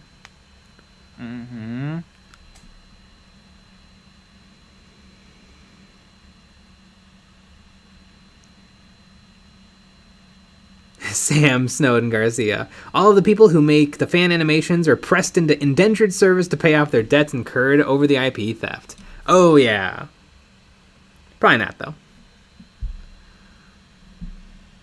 Robert K. Bennett, are you putting the Orcs bikes on DACA bases? I don't know what a DACA base is, but they're going to go on the regular bases. Like the appropriate bases for the models. Yeah, DACA bases. Jerry Gajardo, I'm looking forward to EOB branded kill team wounds, markers, and tokens. Oh yeah, they're coming. Kino Kinonas, all those fan animations went 6 feet under. I'm a little surprised that nothing happened. Like the people who worked for Games Workshop took their stuff down, but everyone else, everything is still up, business as usual. So I guess their official stance is don't make fan animation, but they're gonna look the other way if you do. Mm-hmm. You know, this 69,000 subscriber pig giveaway. Exactly. We're coming up to 69,000.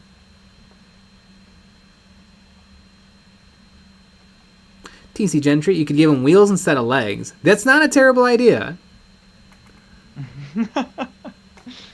That'd be pretty fun. Speaking of wheels on pigs, I gotta go pee. Ooh. I like those pigs. Although, still, I say this like every single stream, I would go pure mech if I could redo my orc army.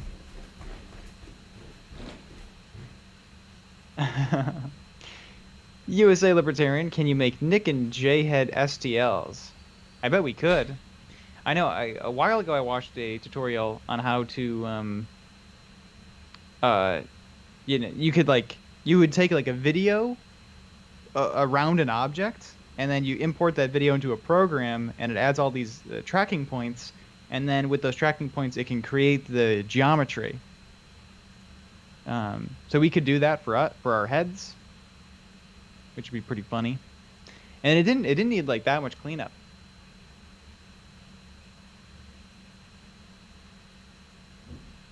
But I think our heads would make perfect Space Marine heads.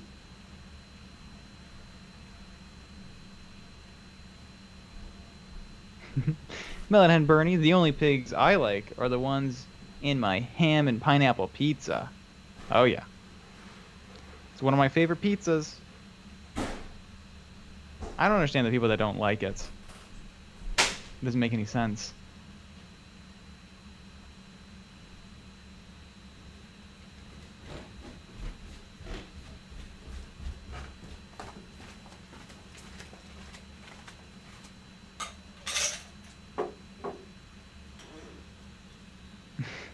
Colin Mark, I remember when I was in a 3D animation class, I accidentally called an STL file SNL file, and the rest of the class found that hilarious. Wow. An SNL file. And Bernie, it's so good, LOL. Too bad my local pizza place is closed for renovations. Oh no! There isn't another one somewhere close? Pizza's not that popular. Man, I could go to 20 right now. Brian Ratzog, what's up, y'all? Missed the Cool Kid stream last night. I know. You did. What the hell? Although, you can rewatch it. It's up. It's true. It's up on the Patreon.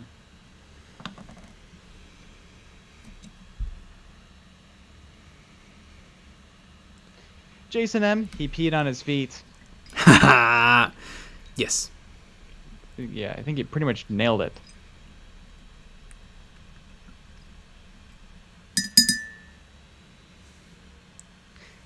Sam Snowden Garcia, I understand that people don't like it. I don't understand that people get mad about those of us that do. We're talking about pineapple on pizza. I like pineapple on pizza. Yeah. Yes. But there's some people that they're like, yeah, they think like it's the gross. Worst thing. It's like, what's wrong with you? It's not. Mm-hmm. I mean, I like anything on a pizza. I like anchovies. I'm a real weirdo. Mm-hmm. I remember I was at a pizza place and I asked if they had anchovies and they didn't even know what that was. An anchovy? That used to be a normal thing. I don't know. I don't think I have an anchovy. That was a clever joke right there. Mm-hmm.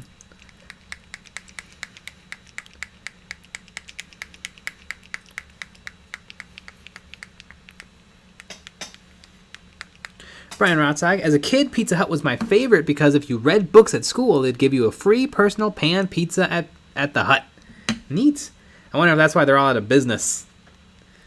I love if you look up small businesses with Pizza Hut roofs. It's a fun Google search. Mm-hmm. There's like churches where the cross is put right on the top of the Pizza Hut. Mm-hmm. Mm-hmm. Yeah, I feel like Pizza Huts went away real quick. There's one around. There's one right up the corner of an old Pizza Hut building. Mm-hmm. I think they sell carpet now. Yes. Jeez. I mean, there used to be a ton of them. They all went away. Mm-hmm. For a while, the Taco Bell was a combination Pizza Hut Taco Bell. It was. I remember that. And then it went away. And then the Pizza Hut part went away. Mm-hmm. I liked the personal pizzas from the Pizza Hut Taco Bell. It was a little pizza. Mm-hmm.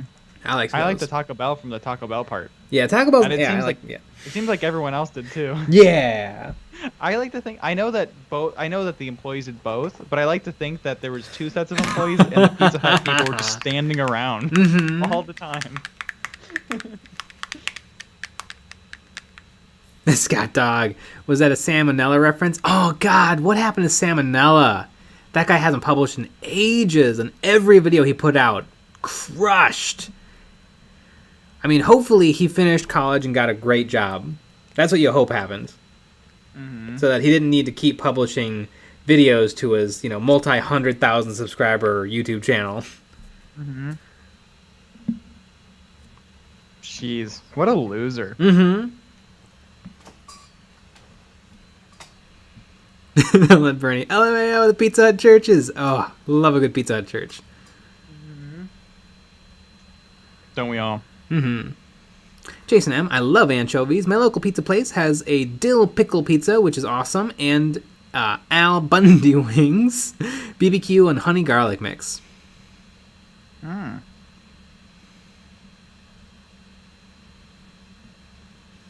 Brian Rotzog. KFC plus Taco Bell plus Pizza Hut equals early death.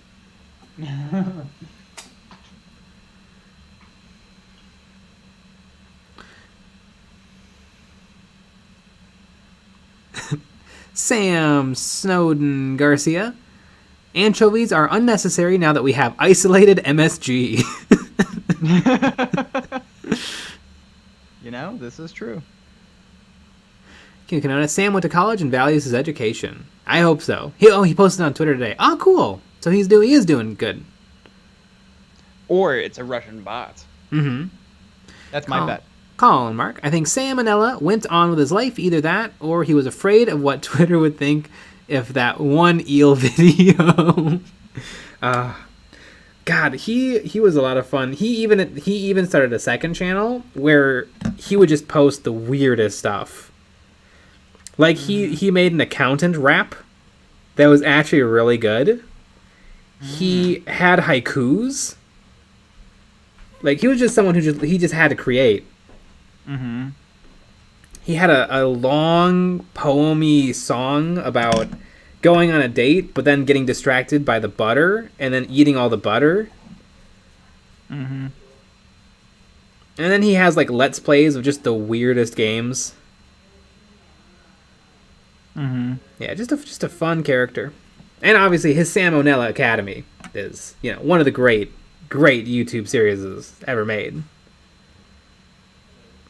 You know who just started uploading not that long ago is Z Frank. Mm-hmm. He took a many year break, but he's back at it. He's famous for having a wonderful impression of oh God, not Martin Freeman, Morgan Freeman. Mm. He does a great Morgan Freeman.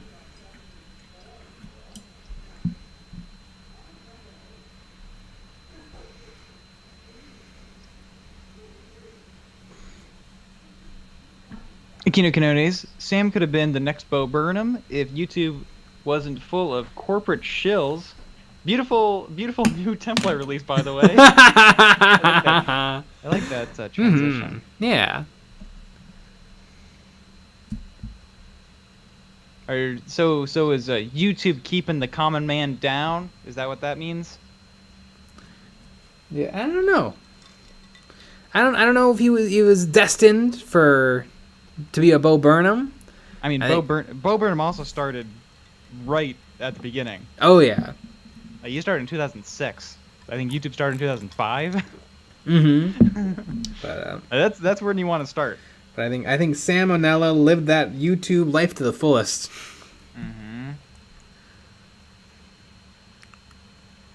Colin Mark, there's this one person that came up recently that kind of helped fill the niche of videos like that. He did videos on All Tomorrows and the Mystery Flesh Pit. Ooh, I love the Mystery Flesh Pit. I watched this really great video by a YouTuber called Windigoon about the Mystery Flesh Pit, and it was wonderful. All Tomorrows is a great read. It's only like 100 pages. It's a short story with illustrations. It's really good. If you look up All Tomorrows PDF, it's just up online by the original creator. Really, really cool book. Kina Kinona, Z Frank was busy being an associate professor or something. Cool. He does seem like a cool guy.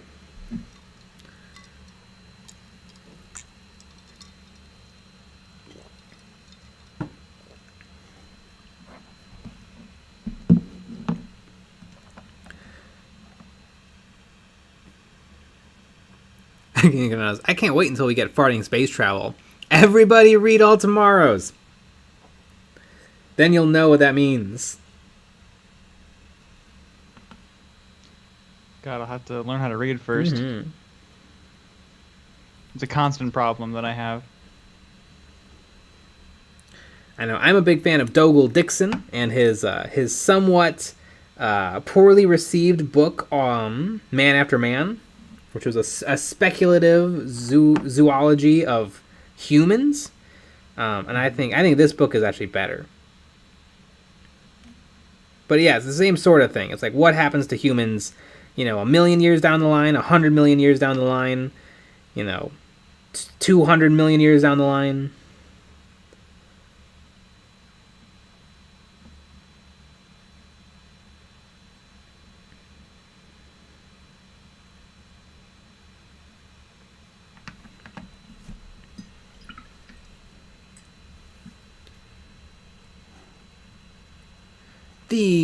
That Scoot Dog, AZGAZKF, and Windigoon are some of the best watches out for the queue.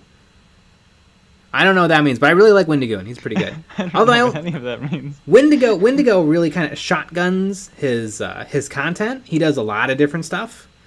I know nothing about this AZGAZKF. Kino Kinona's Man After Man is a weird. Those fridge head cow people creep me out. There is a low quality PDF available online, which if you're willing to fight through the very slightly blurry text, it's not a bad read.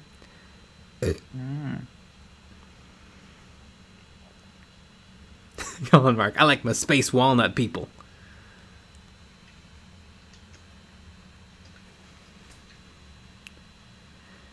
Cal's Roke, great to hear you guys know of Windigoon. He just uploaded a video on everything everywhere at the end of time. Neat. I don't know what that is, but I'm sure I'll check it out. He did a really great video that I really appreciated about lost tapes. Does anybody remember that show on Animal Planet? That was way too scary.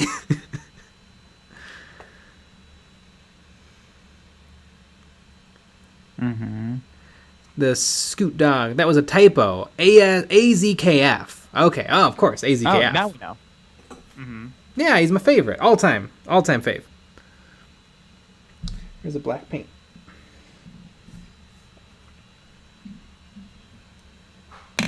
Grim Darkness. Favorite Black Templar book? Probably Hell's Reach, because that's the only one I've read. Although I read a really nice short story.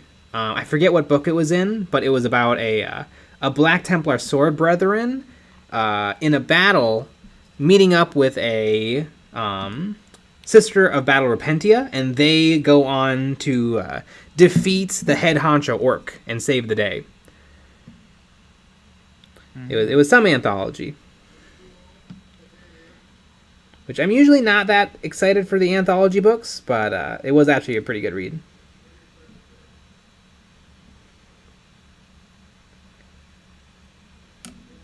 Although I love anthology movies, so I don't know. Maybe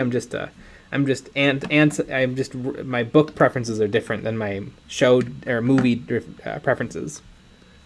Mm-hmm. Eric Lewis' favorite Primarch, I guess Dorn, because he was the protogenitor of the Black Templar. Dorn. Internet man, ugh, Jay and Nick, when was the last time you cut your nails? I think Nick's nails are disgustingly long. You could stand to lose another, half inch? Oh, yeah. I think then I wouldn't have any fingies. It'd be right up to the knuckle. Mm-hmm. My fingernails are long, but I think they're very healthy and very well kept. Well, everyone disagrees. I know they do. I've been people when we first started uploading, people would comment that like all the time, meaning like 3 people, and so now literally like every time before I'm gonna be on camera, I really do a good job scrubbing. Mm-hmm.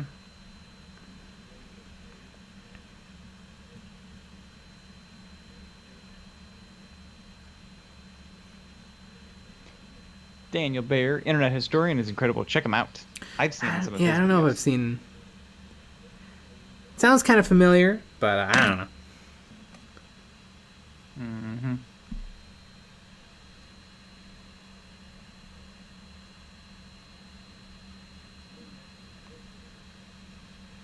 $13.13. Fiction! You can't beat an orc. That's true. Orcs have never lost. Mm-hmm. Grim Darkness. Apparently the animator works for Games Workshop now. Yeah, the guy who did Hell's Reach works for Games Workshop. Chill. Mm-hmm. I'll say the truth. That's what my job is right now. Yeah. Chillin' and chillin'. Mm-hmm. Where's Beige Red?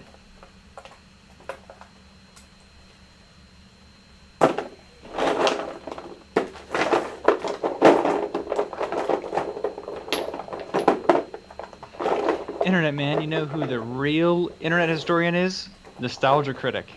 Oh, God. I go back and forth on Nostalgia Critic. I kind of liked him back in high school. His skits are unwatchable for me. I can't do it.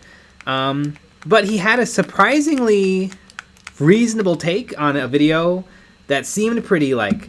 He was like, what's better, the prequels or the sequels? And he's like, there's stuff I kind of like in both of them. And I'm like, huh. And he kind of did... He didn't like... he didn't proclaim one as crap or one as bad or anything. He was just like, yeah, there's movies. Mm-hmm. But, I'm not that big a fan. I also kind of disagree. I think it's an interesting thing to think about. Fair use and what is a movie review? Like, is a 30-minute video where you give away the entire movie a movie review? Yes. Is it a movie review if you give away... Is it a movie review if like you watch the movie and give commentary to the movie? Yes. Who knows? Yeah. Because he usually did old stuff, which is pretty safe on YouTube in terms of like getting copyrights claimed. But then he started doing more modern stuff, and he ran into a lot of trouble where stuff would get claimed. But I don't know. I mean, it's cool that he was able to do it. He really did the YouTube thing. Mm-hmm. And he even like bought like studio space and then just recreated his living room. That's pretty funny. Which is kind of awesome. Because he started out with the whole gang of people who just talked into their webcam in their bedroom. Mm-hmm.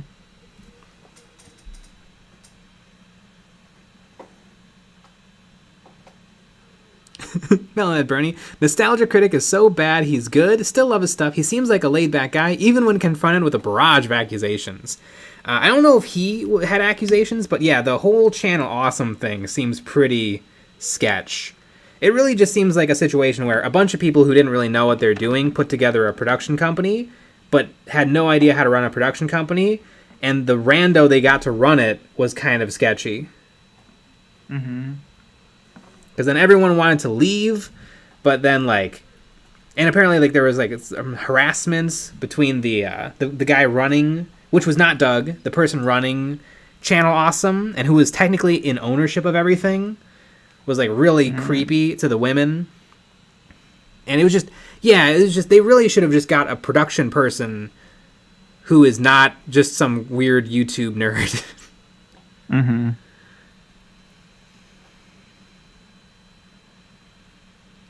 Keen and Tanty. It's been a while since I've been here, and I hope you all have been doing really good. I have officially finished nursing school, and I am allocating a lot more time to painting. Sweet! Neat. You nurse those people. Mm-hmm. You nurse them good. And you teach them how to paint. That'd be pretty fun. After you've given them the medical attention they need. No. Okay, instead of. Mm-hmm. That's more reasonable. I 100% agree.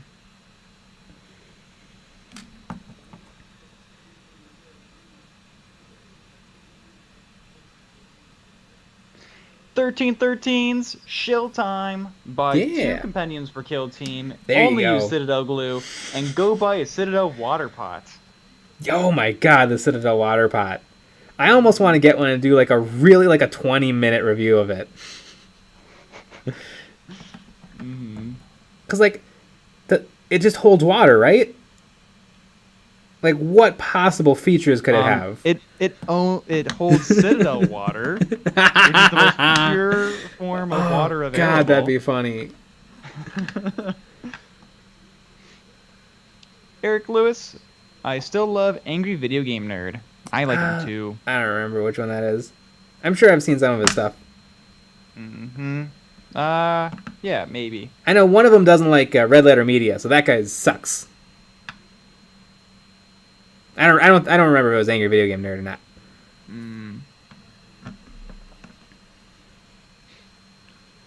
I haven't watched like Angry Video Game Nerd since like high school. I bet. I know he's still doing stuff. Is it still good? Hard to believe it would still be just as good. But like, what's kind of fun about him is he played all these games as a kid, and now he's like kind of doing them again and completing them. And it's kind of fun because he ties in his childhood into the story of him playing the games again.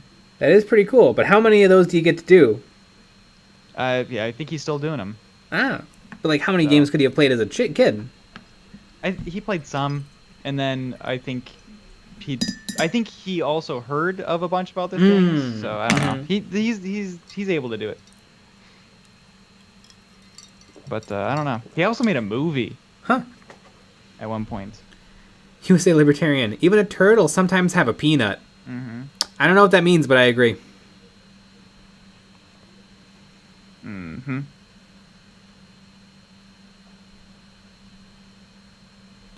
Kino Canonas, I love Nostalgia Critic. His skits are so bad they're hilarious. Everyone knows his take on The Wall. Never heard of that. But his Mad Max Fury Road parody was equally hilariously awful. Oh, God, Mad Max Fury Road is the greatest movie ever made. Internet Man, whoa, guys. Jay is turning into a pretty irate gamer. Some would say he is an angry video game nerd.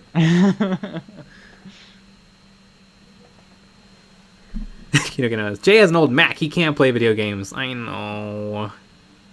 Jeez, let's just rub it in. Calzeroke. Speaking of Black Library, hopefully we can see some more combos like Flesh Terrors versus World Eaters or Iron Hands versus Iron Warriors. Neat. Oh yeah, you got to get all the hands together. Or all the irons together, I guess.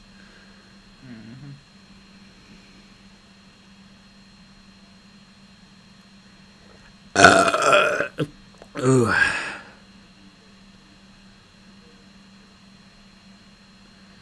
You would say libertarian? Citadel water is blessed and contains a drop of Space Marine blood diluted 7 billion times, so it's good. Neat. The Scoot Dog, on the subject of YouTube, the deletion of Machinima. I don't know what Machinima is. There was a YouTube channel a long time ago. It was like big, like when we were in high school. I never watched Machinima. I don't know what that is. I was part of its demise.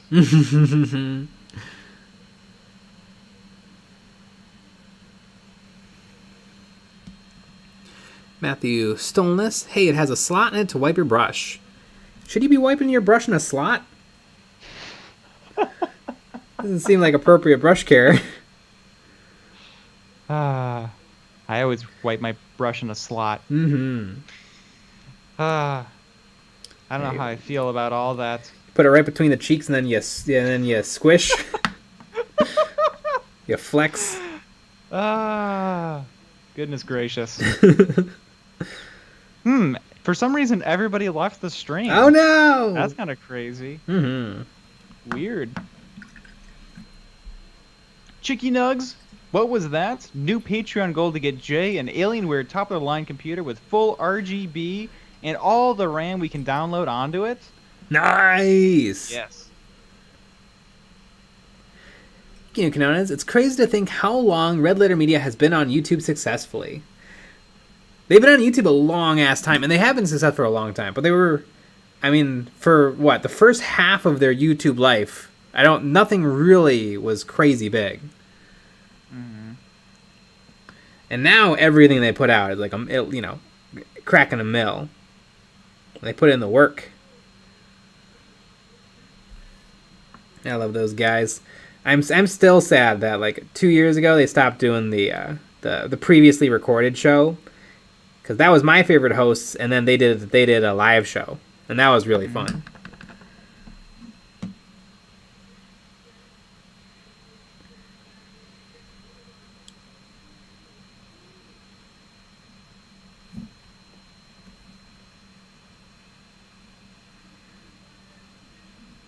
I'm surprised people aren't bringing up Ray William Johnson. Oh yeah, I mean Ray William Johnson is beloved, right?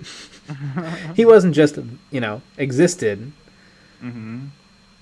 He does like TikTok now.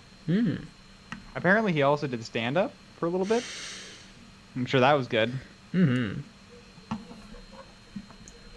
And he has like 9 or 10 million subscribers, and his videos get maybe 20-30,000 views.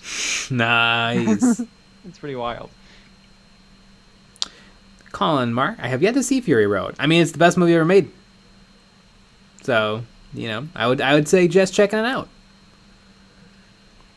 Alan Blank, can you suggest a chrome mirror paint? Vallejo Liquid Gold is really good.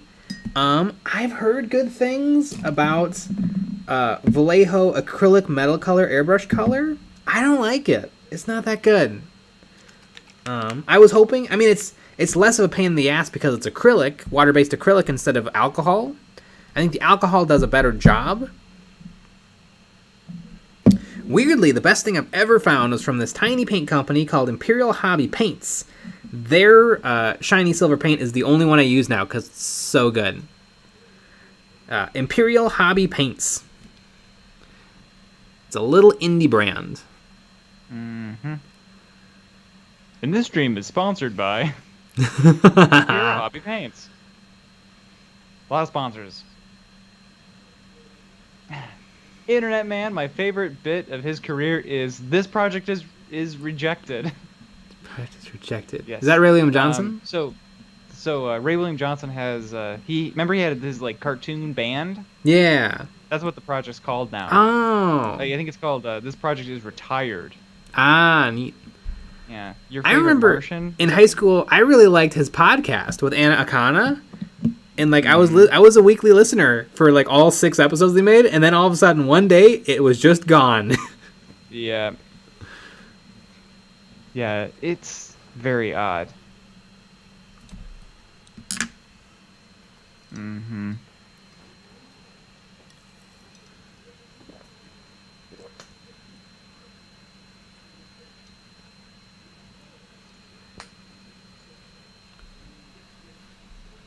You say libertarian. Red Letter Media is famous for dissing episode 1. Yeah, they are.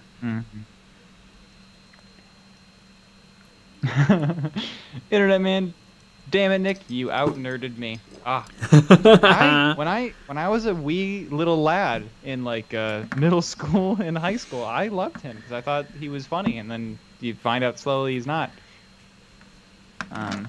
It was like, again, right place at the right time. It was perfect. There was nobody doing stuff like that. He was the best at that time, but now there's way funnier people. Oh yeah, doing way better stuff. I remember when I worked at Steinhoffel's, my manager, for some reason, his favorite thing in the world was that YouTube channel with Harley Morenstein. Oh, the food thing.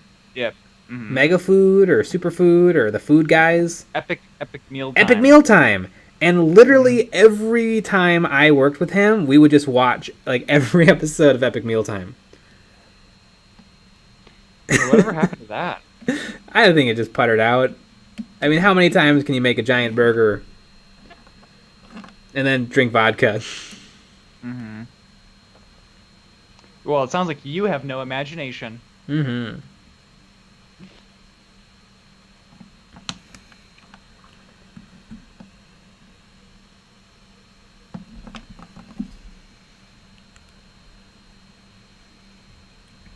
It's a wild world we live in.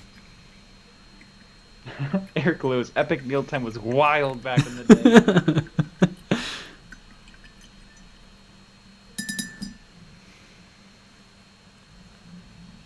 The Scout Dog. For someone, me, getting into minis and about to buy, should I go with Star Wars Legion instead of 40k until the Warhammer Plus controversy fills out a little more? I mean, the Warhammer Plus controversy is like 20 people online. It's not that big a deal. I would say, though, like, because if you're not getting in with a friend, but you want to make sure that like you're going to be able to play these games, I would definitely say maybe go to your friendly local game store and ask the person working there what's hot. And he'll probably tell you, like, oh, yeah, everybody's just playing Battletech, or everyone's playing Star Wars Legion, or they have an Age of Sigmar night. They're not going to say Battletech. No, they're not going to say Battletech. And so I would say, yeah, maybe that could help you in your search for what to get. Or else just get whatever you think is the coolest. But yeah, don't think that like the people whining about Warhammer Plus means anything real.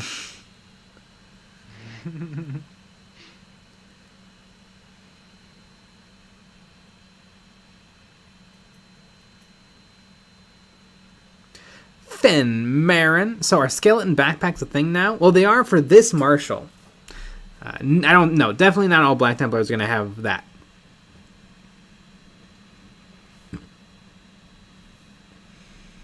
Yeah, I can probably... You say Libertarian? Ask your friendly local game store if they can find you a friend. There you go. Yeah, it's a good idea.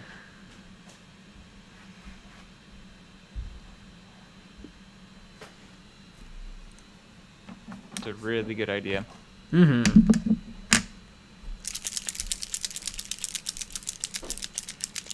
Colin Mark, if you're lucky, they'll get you into Hordes. Oh, good old War Machine and Hordes. I think that game's still sputtering along. Amazing. I think it went super competitive, and then it kind of died out.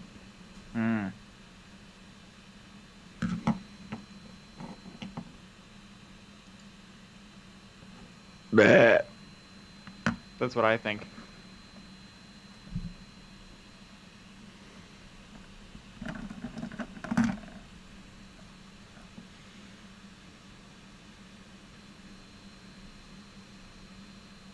Matthew Stolness. I mean, I have a skeleton backpack in real life.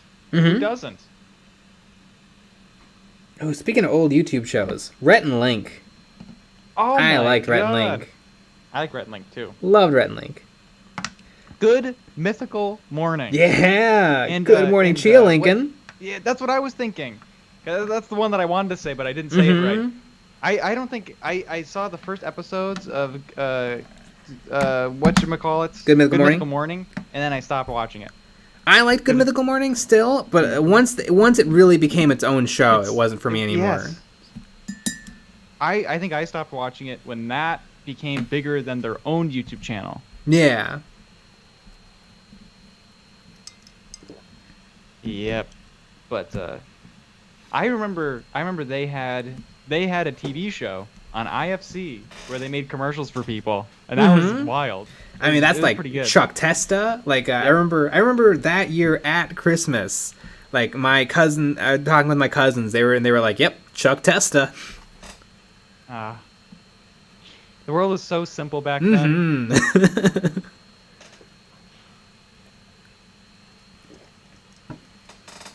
Yep. Daniel Bear. I can already hear the Outer Circle video on the new Templar. It's crap. It's garbage. It's not like it used to be. What broke the fans, Black Templar?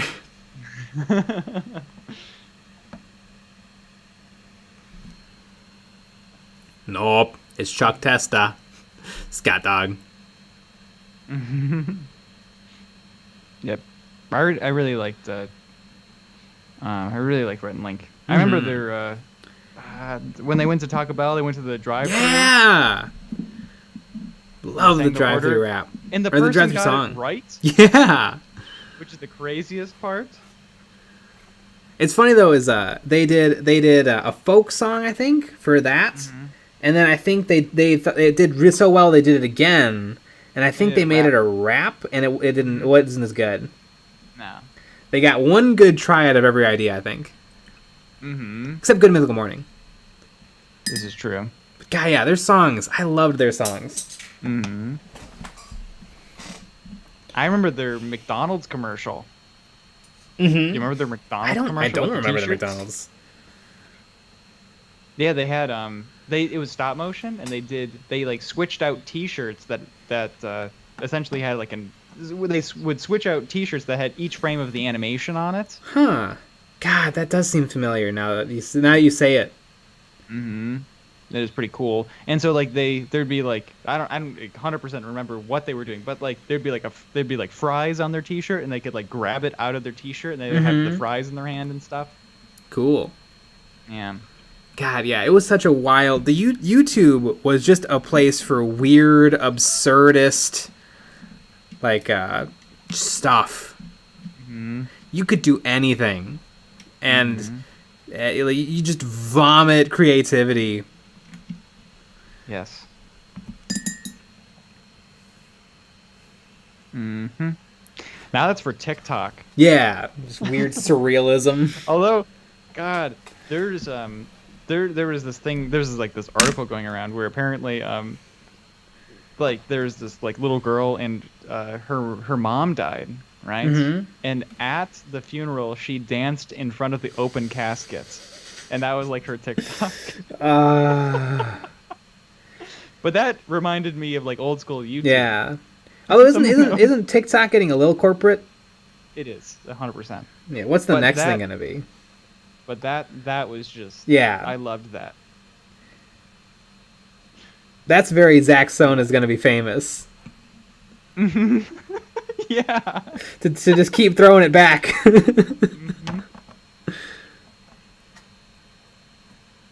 Jeez Louise. I think, well, how many episodes of Mulaney did you watch? I watched half of one. half of one. I've seen every episode of Mulaney. I think I might be the only person. I think you are. that watched it. That watched his sitcom. It's real bad. It's really bad. It's one of the worst sitcoms that's ever existed. I think I'm the only person that watched it. I've never met another person. Most people don't even know it existed. Yeah. Which is how it should be. I watched the whole thing.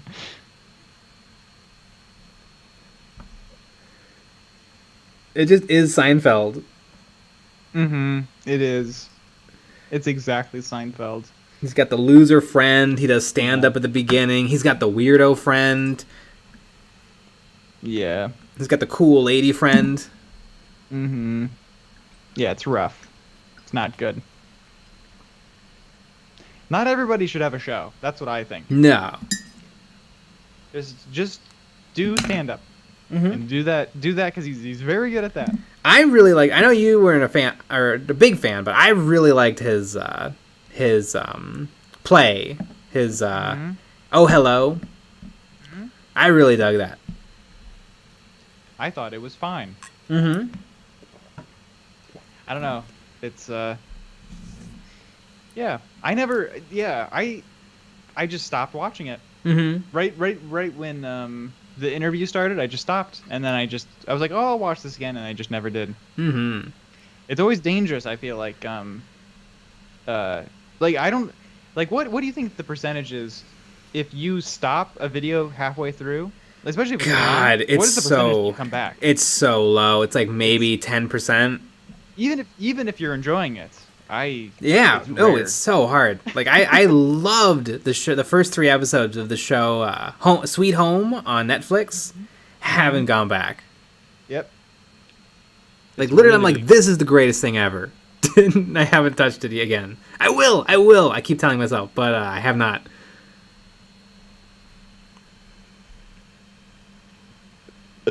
Matthew Stone's, what's a good shade to use on bright red? I don't know. A lighter red? An orange? My highlight red, I like Games Workshop Evil Sun Scarlet. But if you don't have that color, then just maybe add some orange to red or some pink to red.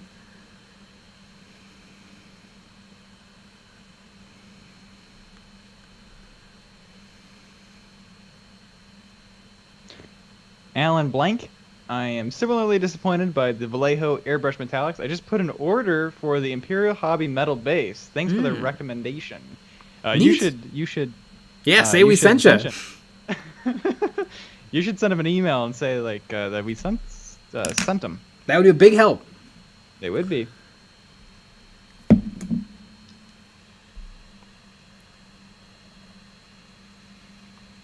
Mm-hmm.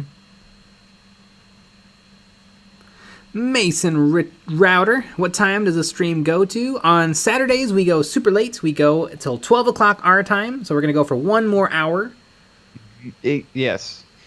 53 minutes. Yeah, yeah, what Nick said. I'm not counting them though. Mm-hmm. Yeah. 53 minutes and 28 seconds. Kai Dunbar, what's everyone's thoughts on the big killer bird from Age of Sigmar? Love it. I like it too. I think it's really dope. I really like it. I don't like the price though, 140, but Yeah. it makes sense. It's really cool. Not that it's priced based on how cool it is, but I don't know what version I would build. I also don't know. I mean, how many killer bosses can you have? It's a good point. I guess maybe the one becomes the mega killer boss, and everyone else is just a killer lackey. There's one that's one of them is like a witch or whatever that's called, shaman. But then the other one's a killer boss, and I already have 2 because of Dominion. And then you have Snatch a boss. It's a different one. But we're all forgetting about the Marshcrawler Slogoth, the best model, and the one that I will own one day.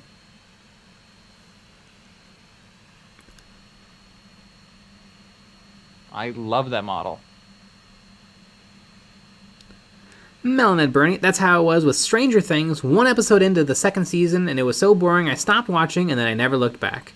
I've liked everything for Stranger Things, but I agree. Season 1 is a perfect little thing, and then if you really like it, you'll like the other seasons, but the other seasons don't capture the amazing thing that Season 1 was.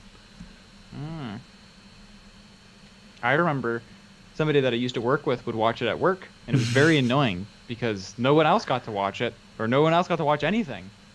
But they were the purchaser, which seems like the best job ever. They just purchased stuff all day. Yeah, and he just watched Stranger Things and picked his nose, and we weren't bitter about it though.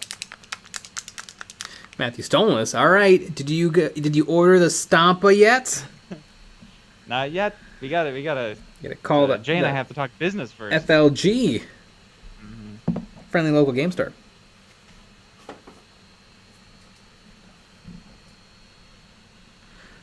Melon Bernie, season 1 of Stranger Things was so perfect, I'm not sure it'll ever be topped. It was really good. It was really, really good. I've liked the rest of it too. Each season seems to be parodying a different kind of branch of like 80s horror. So season 2 was kind of Little Critters, and then season 3 was Body Snatchers. Interesting. But it does kind of get you sort of started to get the feeling of like, all right, always these kids in this town. Mm-hmm. Like one time it felt special and unique, and now it's like, okay, well, what's the kids gonna have to face this time? Mm-hmm.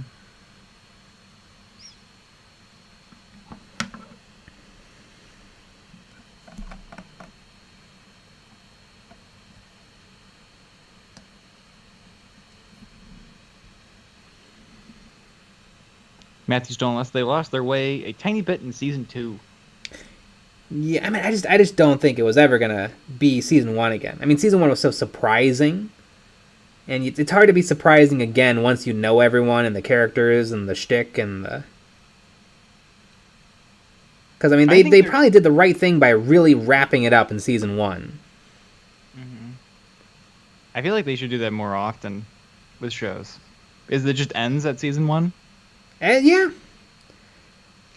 And that's what it is. It's like an extended movie. Yeah, I wouldn't really mind. I like the other seasons, but I wouldn't have minded if they were just a different thing. A different Stranger Things like thing. Although people hate that. Dumb consumers don't like that. Every single time they make a new movie, it just completely bombs harder than anything has ever bombed before. And every time they make Ghostbusters 5, it's the biggest movie in the world, and everyone hates it. Mm-hmm.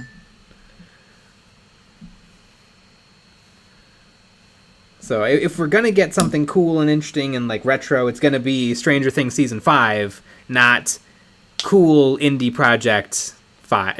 New thing. Mm-hmm.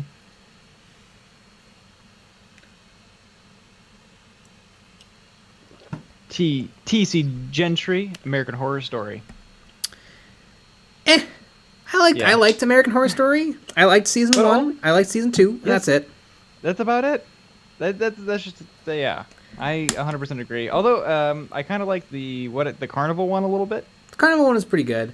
It stops being scary because it's like 60 hours instead of 1. Yeah. I also one thing I kind of like in horror, you kind of need the spookiness and then you need a respite. But with American Horror Story, it's just everything keeps going and going and going, and characters are getting picked off, and oh no, she's trapped, and then they cut off her leg, and then it turns out that her friend was actually a villain, and he kidnaps her, and then she's stuck in a basement, and she's stuck in a mine, and then she's stuck in hell, and it's just, eventually you're just like, just die. This is what's going to happen. You're going to get like an axe to the face, and it's going to be over. Yeah. The show's done, right? There's no more. I have no idea. There's no way it's continuing. American Horror Story.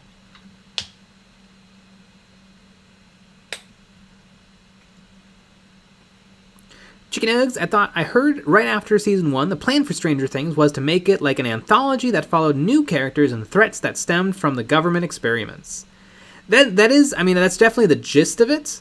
But they decided, I guess, not to go anthology and just use the same kids and characters for all of the different stories, which does sort of work. But I don't mind anthology. I really don't. I get though that most people aren't used to it. I know one of my favorite movies, Trick or Treat, is an anthology, and literally like the company behind it, I don't remember if it was AMC or not AMC. Lionsgate or something, but they had so little faith in it that they literally just shelved it until it came out on one of those like five videos for $1 at Walmart, and then it blew up because people loved it so much. But you don't want to be an indie hit because like a little indie darling means you didn't make any money. You want to be a mainstream success. Oh my god. The Scout Dog season 10 is out on the 4th episode. Season 10 of American Horror Story. Oh boy. Yeah, they're doing it. They're doing it, folks. 10. They're not even cracking 1 million viewers. You can see on Damn. That's pretty funny. Yep. It's also, remember we for some reason we were looking at viewer ratings, and Dancing with the Stars would get just 20 million in an episode, and then by how it is now, it barely cracks 1 mil. Like, how is the show even worth doing? Like, how's their money? Also, how was it ever good? Dancing with the Stars? Who likes dancing? Well, people love dancing. No. Yes. No one likes dancing. TikTok is all dancing. I guess. I think people like dancing, and I think people like watching people that aren't good at it try to be good at it. That's what I think. I never watched. We watched it we watched the first season when I was young, and then we stopped. Nah, we were an Amazing Race family. We weren't watching no Dancing with the Stars. I think it was on at different times. I don't know if that's true. I'm lying, but I actually worked on Dancing with the Stars. That's why I'm defending it. Yeah, it's dumb.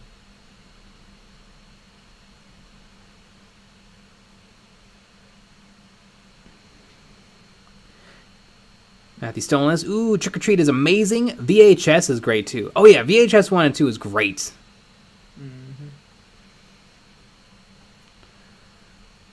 No, that Bernie. Screw mainstream success. Stay true to yourself as long as you have enough money to live. Well, yeah, but that second part's the problem usually. Yep.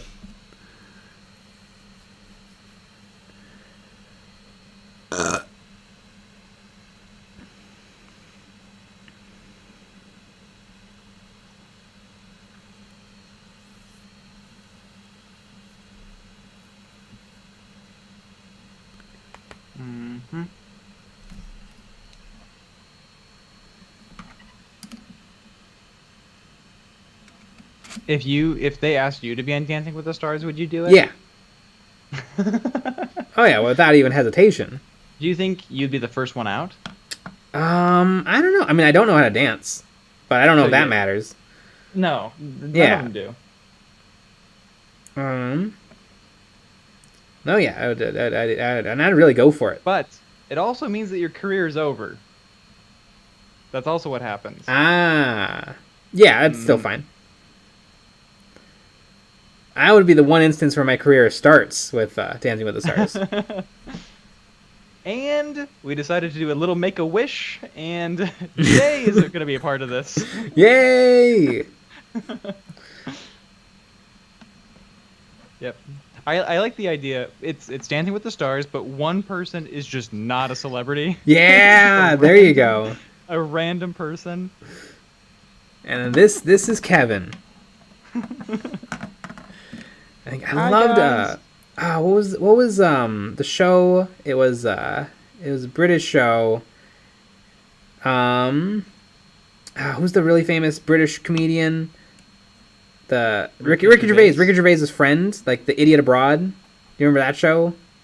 I don't. I really liked it. It was really funny because his friend has just got a bad attitude about things, and then so Ricky Gervais is like, I'm gonna send you globetrotting. And so this guy is just at all of these amazing vistas and locations and experiencing all of these amazing things, and he's just like, eh. That's funny. And then Ricky Gervais, every now and then the Ricky Gervais calls in and they just tease each other.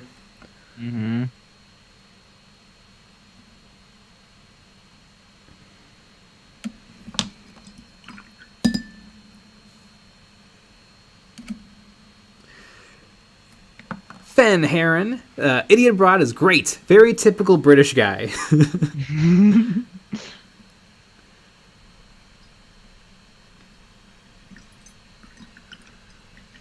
who stubbornly refuses to enjoy anything. Mm-hmm. Yeah, I think he is sort of enjoying it, but in his own kind of way. Mm-hmm. There's a great moment where like he's at some like ancient pyramid thing, and he's about to go on like a hike to the top of it, and he's already come a long way, and he's like, I don't need to go the rest of the way. I get it. Mm-hmm. Because like the video, like in terms of the feeling of the show is obviously the end of the story is going to be him on top of the thing, but he's like, I don't need to. It's fine. It's great.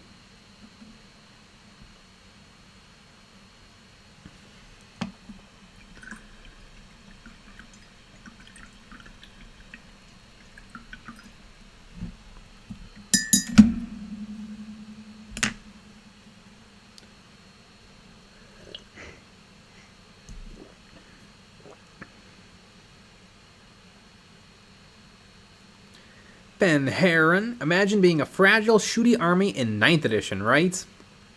You mean Tau? It's telling us, does the orc have a beard? No. Just paint the lips. Mm-hmm. Nice fleshy lips. Oh yeah, always gotta Supple. make the lips fleshy. Mm-hmm. I think it really adds a nice little something. Mm-hmm. Daniel Bear, he does a season with Warwick Davis. Ah, neat. I love him in under heavy makeup and things. Mm-hmm.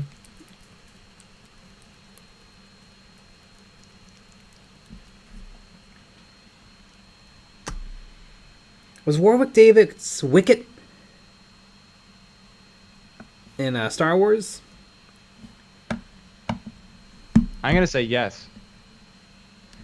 Melonhead Based Bernie. on nothing. Warwick Davis was great in Willow. He was in Willow. Was he in Star Wars? TC Gentry. Beard and hair are just squigs. They are just squigs. That's like the lore. Mm-hmm. There's one of my problems with Star Wars Episode 9 was I think they were a little bit too reverent to the old stuff. Like apparently in the ending montage when you see all of the different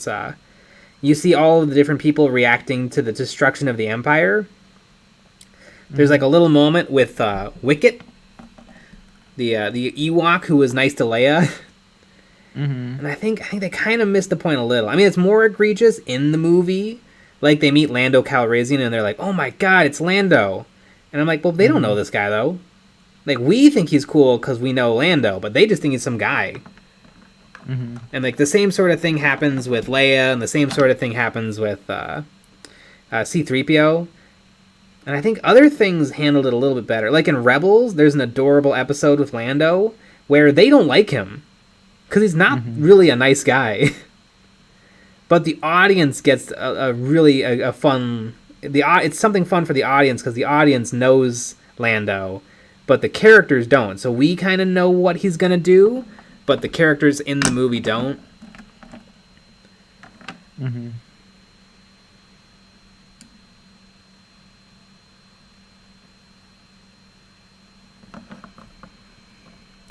Melonhead Bernie, he was Wicked too. Neat!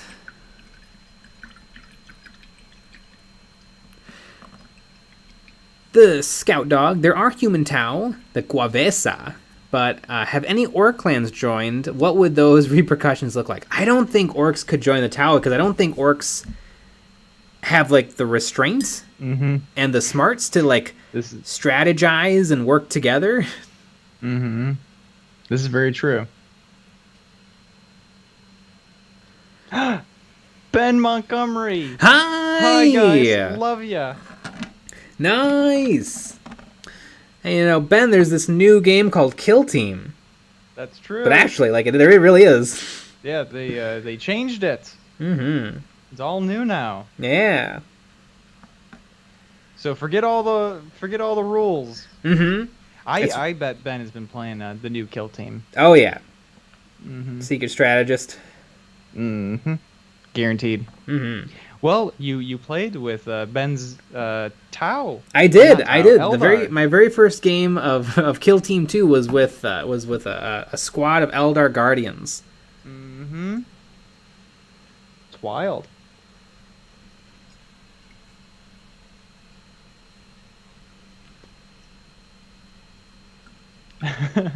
Ben Montgomery, yeah, I joined a league. Nice. Hell yeah.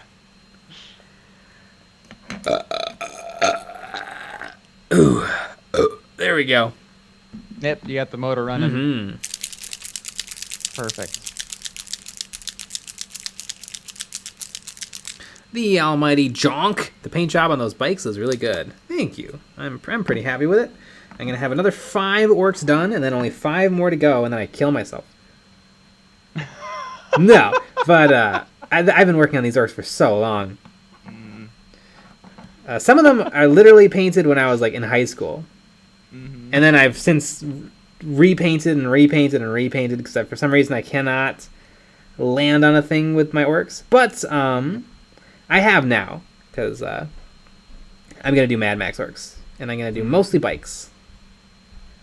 As many bikes as I'm allowed to take.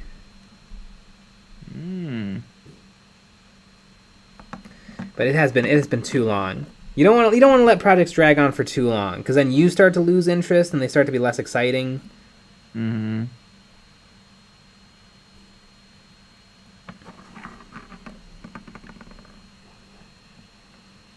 This is very, very true. I have projects that take a long time. And how many of those are finished?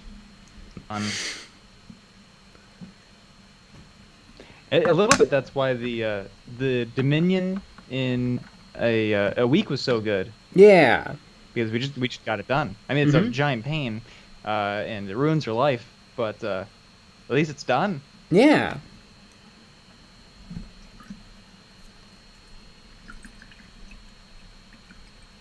Jason M. It would take a Krork to join the Tau. A happy Krork, though. That scout dog, doesn't layered repaints blur the details? No. I mean, I guess if it's many, many, many layers of very, very thick paints will, but not really.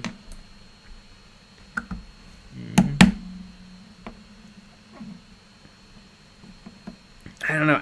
I don't like stripping paint is a big pet peeve of mine. I just don't like sitting there in front of the sink, just like taking a toothbrush to miniatures. It's just no fun.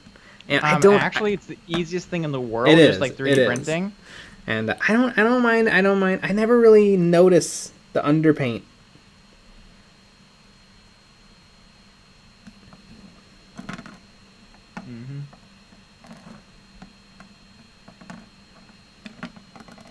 I only notice the underpants. This stream is sponsored by Sheath Underwear. It has a pocket for your dick and balls. It's all perfect. God, I wish. Because I have a great idea for a commercial. If we ever got sponsored by a underwear company, you want to cover that gamer crack. Yeah. You know, when you're bending over the table moving minis. Oh yeah, you can see some great gamer crack in some of Games Workshop's Warhammer World photos. You can see people's My Little Pony underwear showing. Exactly.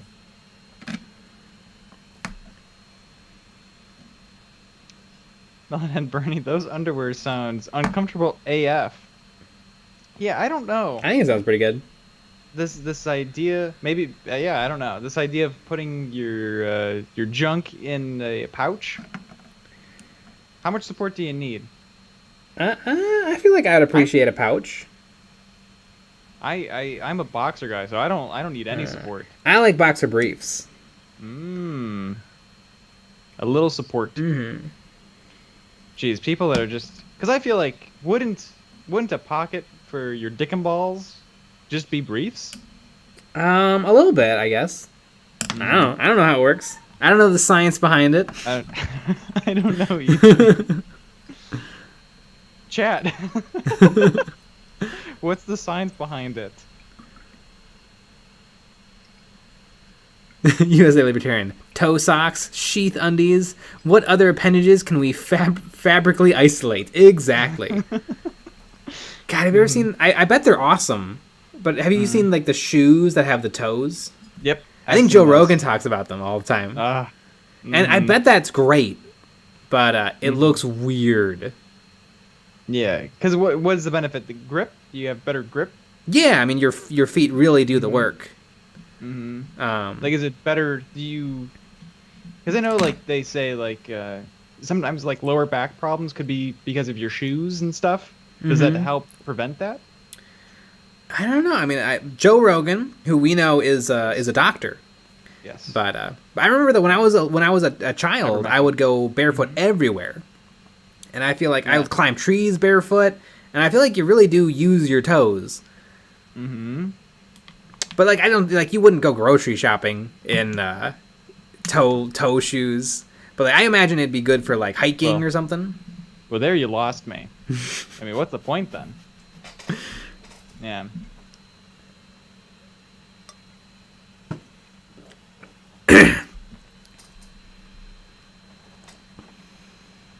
Alan Blank, any Dickenbologists? Any Dickenbologists? Melonhead Bernie, not gonna lie, I used to have a gamer crack. They called me the butt kraken. Just get a belt. Yeah, this is a good question. Or you're not wearing a belt. I think, yeah. I remember when I started wearing a belt is when I started becoming an adult. That's what happened. Those two things happened at the same time. I remember as a kid, like I remember, my dad wearing a belt and stuff, and I remember saying I'm never gonna wear a belt, and my dad's like, you're gonna wear a belt one day. And then I wear a belt every day. I'm a big fan of cloth belt. I have 2 cloth belts that I like. That way, because it's instead of having to find the hole, you just cinch them up. See, but the thing is, you use the same hole every time, so you know what hole it is because your belt is disgusting. But what if you're in between holes? You make a hole. Or you gain weight or lose weight. What if you're at Thanksgiving and all of a sudden your belt's getting a little tight? All of a sudden you can cinch it up perfectly. I don't think I've ever had that problem. Also, I'm a little chunky, and so I really like the cloth belt because there's no buckle. Like there is a buckle, but it's a lot less. I like a buckle because you can put your thumbs. You can do like the old cowboy trick. Really show off the buck.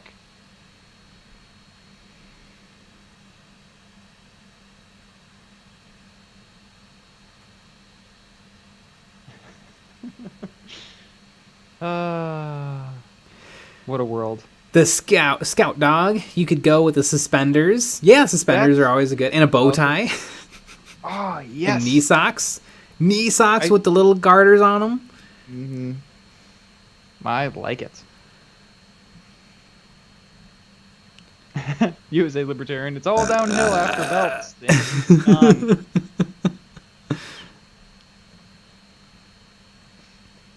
Dancing of Doom, I only wear belts if I'm carrying a holster for my pistol, knife, or multi-tool. That also, yeah, because you can't have your pistol falling out your pants. Yeah. Yep.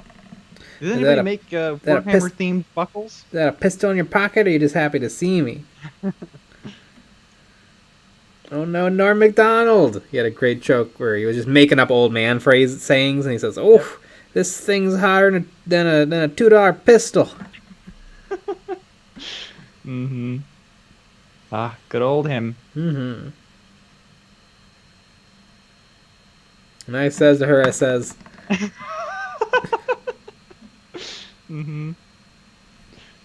I know. Pretty much, it's kind of crazy because everyone's watching Norm Macdonald clips as well. But pretty much, I would say 50% of my recommended is Norm Macdonald clips. It's kind of crazy. It's either clips from his stand-up or show or whatever, or it's people talking about him.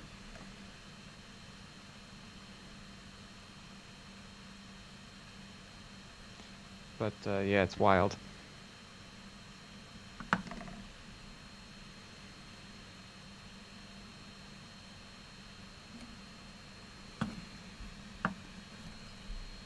And the moth joke. Love a good moth. You say, Lieutenant, like a wedge.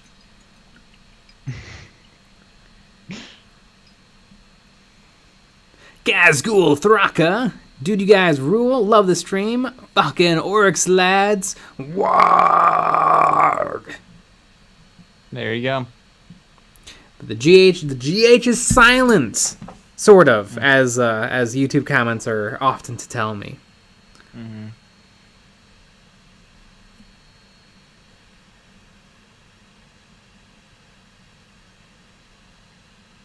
By the way, there are belt buckles that you can get for Warhammer, but they're a little too much, I would say. Like, they're really ornate, and also they're like $130. Oh, yeah. Does anybody know that Games Workshop has like an official print shop, like where you can buy art prints? It's a whole different website, and it's really expensive. Did you know that there's a Kill Team website? It's a whole separate website. Did you know that there's a Warhammer Apocalypse? That's a whole different website. Did you know that there's a Citadel Color website? It's a whole different website. Did you know that there's an Age of Sigmar website? It's a whole different website. we could never stop. Mm-hmm. God, is there a Blood Bowl website? I'm sure there is. Blood Bowl. Why not make it all one thing? You already have drop-down menus. It is. There is a website. Damn. Did you know that Warhammer Community is a website? Mm-hmm. Did you know that Warhammer TV is a website? I still don't know how to get to Warhammer TV. I always go through my history to get there. Mm-hmm. Which reminds me, I gotta watch the new episodes of the Blood Angel show. Mm-hmm. You guys forgot Forge World. Forgot Forge World. Oh, Forge World. Did you know that Forge World has a website? I remember a big rumor, I think probably late high school, maybe early college, was that Forge World and Games Workshop were going to become one website. Yeah. And that never happened. No, I think they updated the websites to be worse. They did. Yes, No, they did. Yeah. Yeah, it was. Yeah, they're worse. It wasn't good before though. It was horrible before. It's still not great though. No, Blood Bowl looks fun. Why Games Workshop? Why with all the websites? It's like they thrive on convolution. Pretty much. Zeroke. Shadow Wars Armageddon website. Don't you mean Kill Team 2? I don't know, I guess Shadow War Armageddon would have been Kill Team 3. No, wait, Shadow War Armageddon was 6th edition. So it was Kill Team, then Shadow War Armageddon, then Kill Team, and then Kill Team, and then Kill Team New.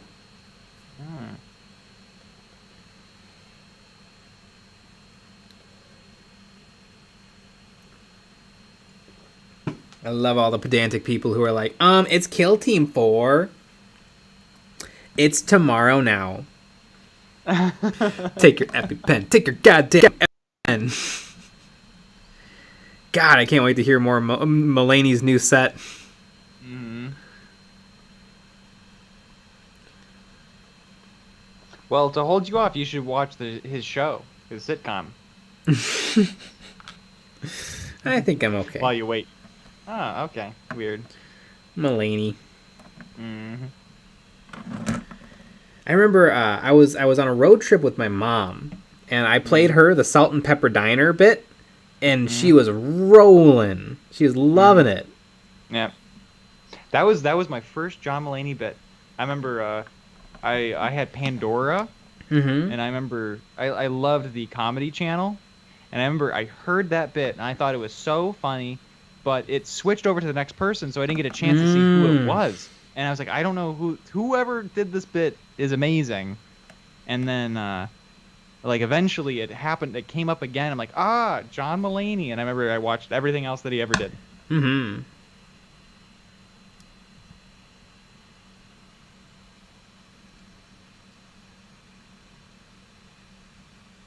You know what? I'm going to say something maybe a little controversial. Mm-hmm.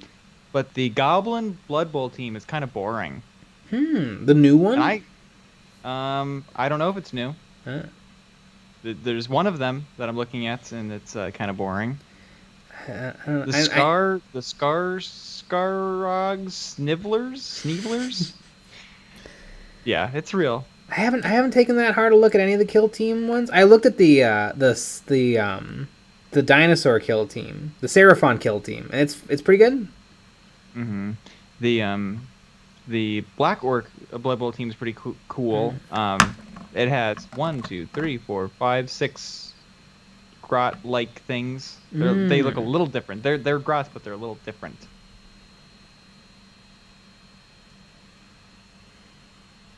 Gazgul Thraka, what time zone are you guys in?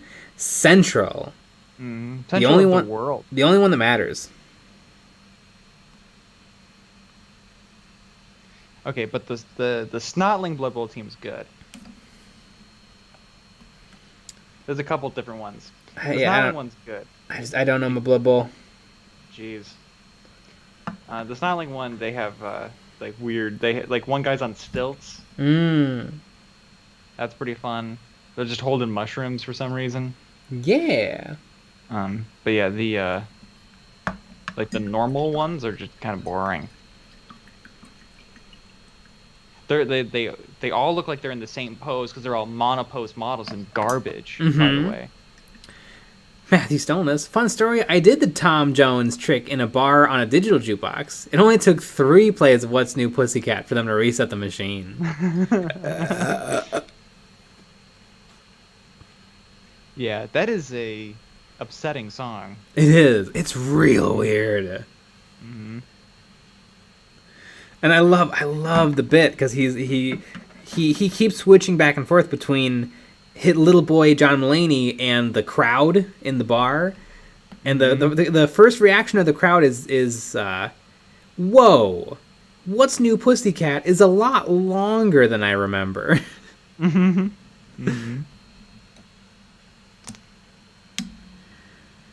Jason M, it'd be neat to have a Tyranid Blood Bowl team. Well, I think Blood Bowl is only is only fantasy stuff, Age of Sigmar stuff. This is true.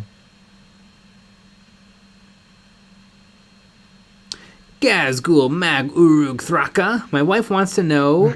I didn't know that Gazgul had a wife. To get to watch Big Mouth. Oh, Big Mouth. I really dug Big Mouth until the newest season. I agree. That was a really good show, and then the new season was kind of a big letdown. Started real strong, and then just fell off. Yeah, particularly the last couple episodes. Yeah. I didn't like that he was going like Nick was going through an adult crisis. Yeah, like they kind of dropped the whole kid thing.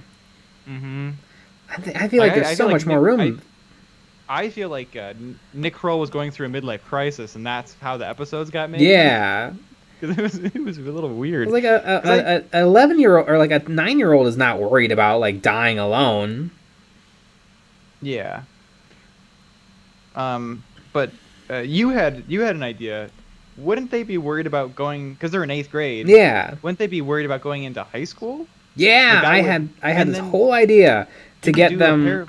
You could do all the same jokes and all the same storylines and just have them really nervous about going from 8th or like middle school into high school and having it be scary and new and different.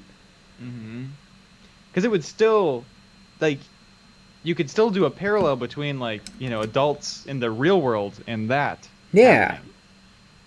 Because everyone's scared to do new things or to move on to that next step, and that would have been really good. But yeah, I don't know. Loved Big Mouth the previous seasons. New Big Mouth, the new season was not good to me. Although I'll probably still watch the next season to see what happens. It's gonna be. You'll start and then you'll tell me. Yes. And then maybe I'll watch it. I don't know. We'll have to see. I love Shame Lizard. I like all of the hormone monsters. Although I do not think they should have their own TV show. Apparently, like that's in the works. Nope. Yep. It doesn't work without the cute kids. Just gross monsters all the time. Yeah. Yeah, I don't know. Daniel Bear, the new Necromunda minis look good. God, they released so much stuff today. I feel like actually I haven't been loving the new Necromunda stuff. The last few releases they're pretty good. I haven't seen the new ones yet. Gang of Outlaws revealed. There's a bunch of them. They're just fellas. I kind of dig this. I almost feel like these aren't even like... You could probably use these for anything. Just fellas with guns.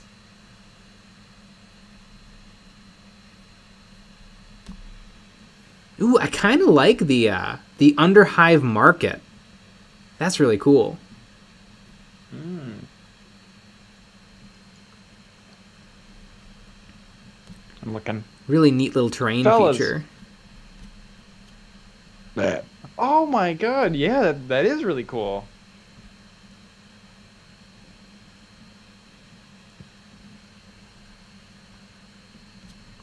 I like these fellas.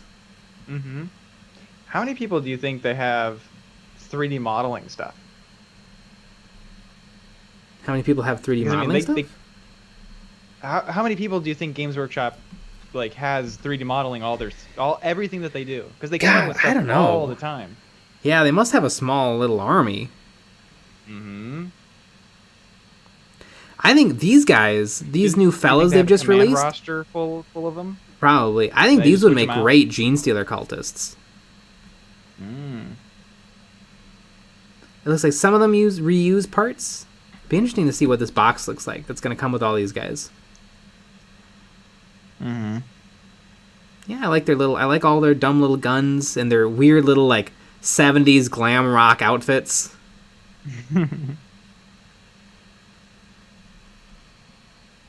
Their dumb haircuts. I like these. They're fun.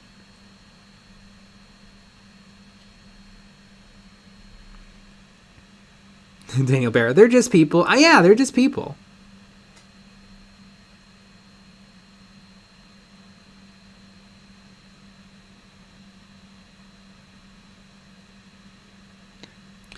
Melonhead Bernie. Necromunda stuff is pretty tempting. I really do dig Necromunda. It's just, just another game. Another whole game to get into.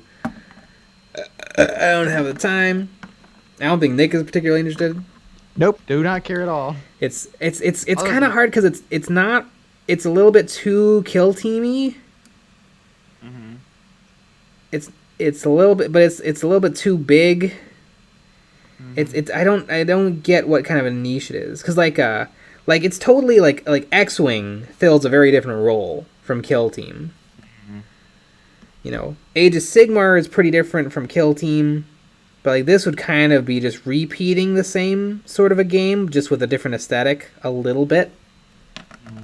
And again, there's no orcs, goblins, or whatever. Yeah, it's just people. Yeah, I can't. What are we doing here, folks?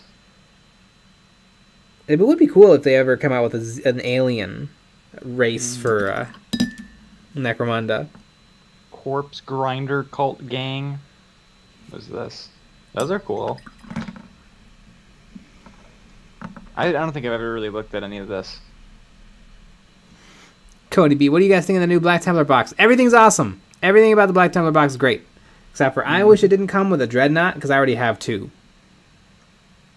But for everyone else who doesn't have 2 Dreadnoughts, I bet they're pretty stoked. I wish it only came with Dreadnoughts. Nothing else. Matthew Stonelis. Glamrock was 80s, Jay. Ah, yes. My mistake. Jeez, what's wrong with you? Everyone knows that. BS, good morning from Copenhagen. 6:30, and first time catching you live. Neat. Wow. Champ Styles. Who would win a thumb war? Claude, Dreadnoughts, or Lictors? I mean, Dreadnoughts. I don't think Lictors have thumbs. Only Venerable Dreadnoughts have thumbs, though. You don't think Lictors have thumbs? But they have hands. I guess they do have hands. Yeah, they have a thumb. But it's not on their biggest hand. Their biggest hand is the giant claw on top. That's true.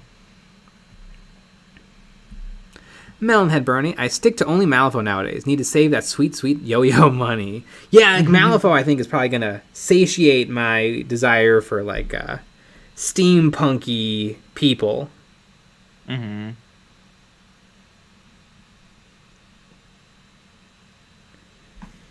Daniel Bear, Kirioth, and Valric are probably in comas from the new Black Templar box. Probably. I'm wondering, like, I feel like Kirioth has really been struggling lately. Like, his content's been good, but he's just not been getting the views like he used to. I don't know what's happening, but it seems like Valorac's kind of pulling ahead. Interesting. Because for years and years, they were just kind of the same guy. Just a different flavor of Brit telling you about the stuff. Mm-hmm.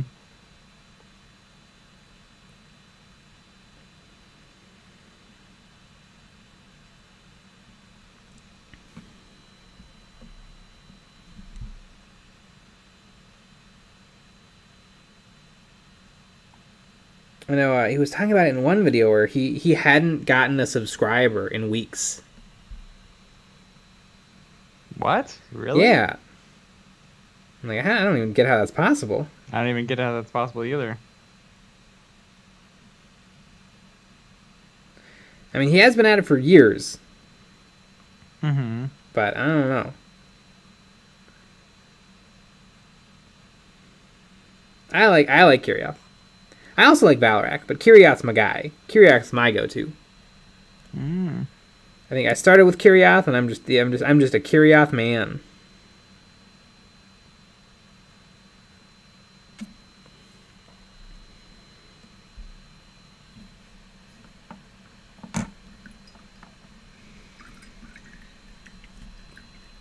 Champ Styles. Okay, then a three-legged race between Plague Bearers or Bloodletters.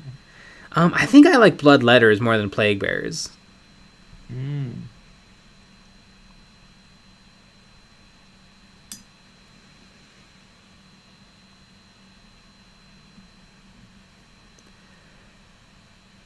Dang a bear and new Chaos Spiders teased. Really? God, there's so much stuff. Where's all this stuff? Weirdly, one of my favorite of the stuff is just the little shop tents. Yeah, that was pretty cool.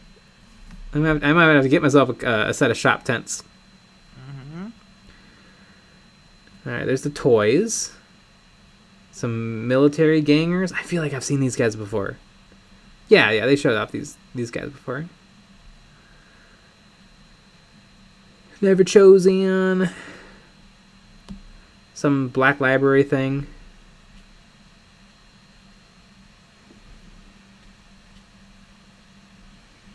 I think I need another look at the Black Templar.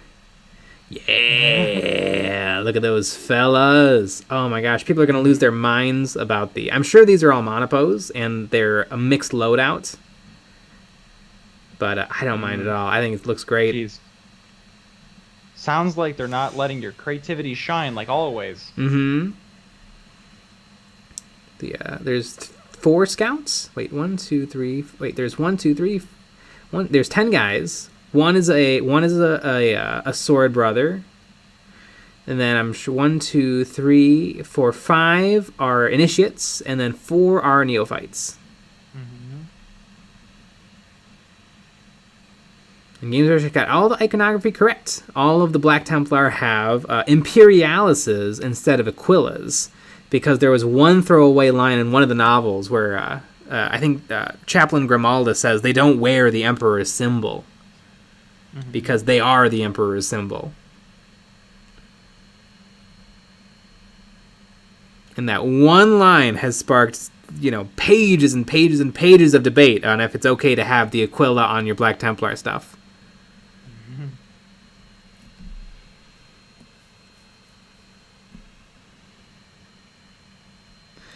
Vetrius Chetwind. I like the look of the new Templars, but I don't like how they can walk without tripping over their long flowing tabards constantly. I like the phrase "dick tabard," but yeah, that's just a Space Marine thing. Mm-hmm. I like to think they hold it. Mm-hmm.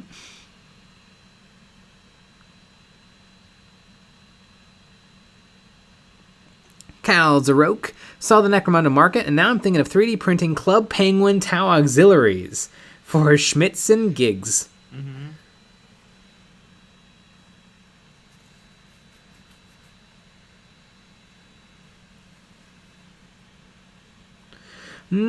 Colin Mark, gonna turn in, boss. Good night. Good night. Good night. Oh my god, I can't wait to turn in.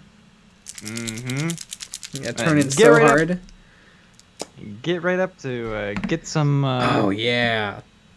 some kill team going. I'm gonna stomp so hard with my 3 activation Assault Intercessor Space Marine Fire Team. Sounds like you're gonna be cheating. Super problem. Space Marines look dope in new kill team. It looks like they're actually gonna feel like Space Marines. Because I remember playing my old Space Marine kill team, I would be like praying that my first couple of shooting phases went well, and that nothing ever hit me. But now it's gonna be like, yeah, come on, hit me. I've got 12 wounds, 3 up save. Yeah. What are you gonna do? Yeah, who even cares? War Striker 817. This stream seems like it's been going on a lot longer than usual. It has. It has, yeah. On Saturdays we go a lot later. We also do that on Friday, but only for our patrons over on Patreon. This is true, and they get to actually call in. Yeah. And chat with us, which is a lot of fun.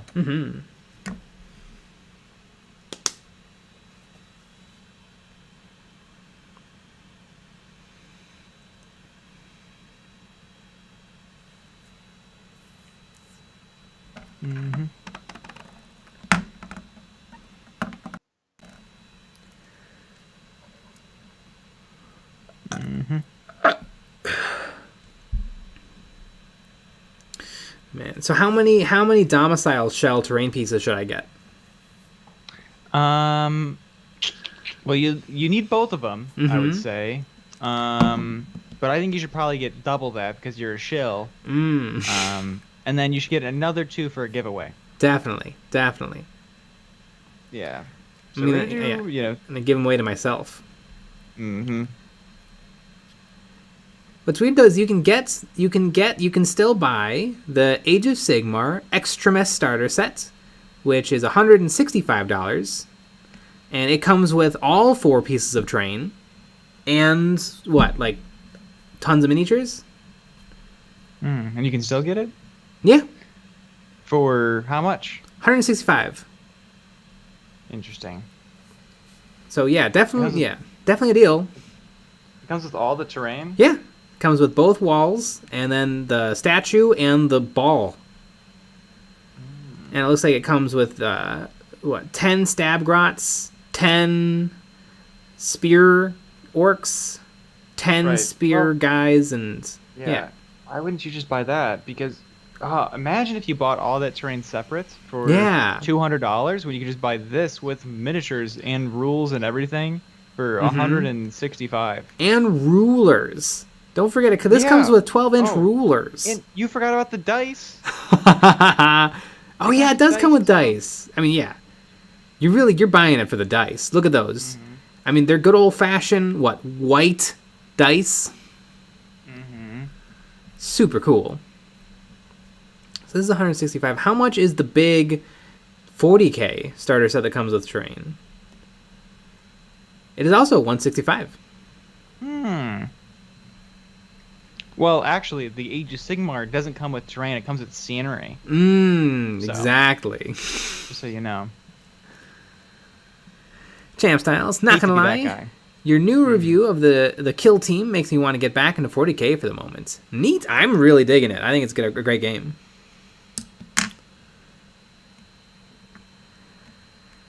TC Soto. Hey, I'm a recent subscriber. I'm not sure how I missed your content for the past 2 years. Recently started painting during your streams to knock through my backlog. Sweet! That is what everyone should be doing during these streams. Exactly.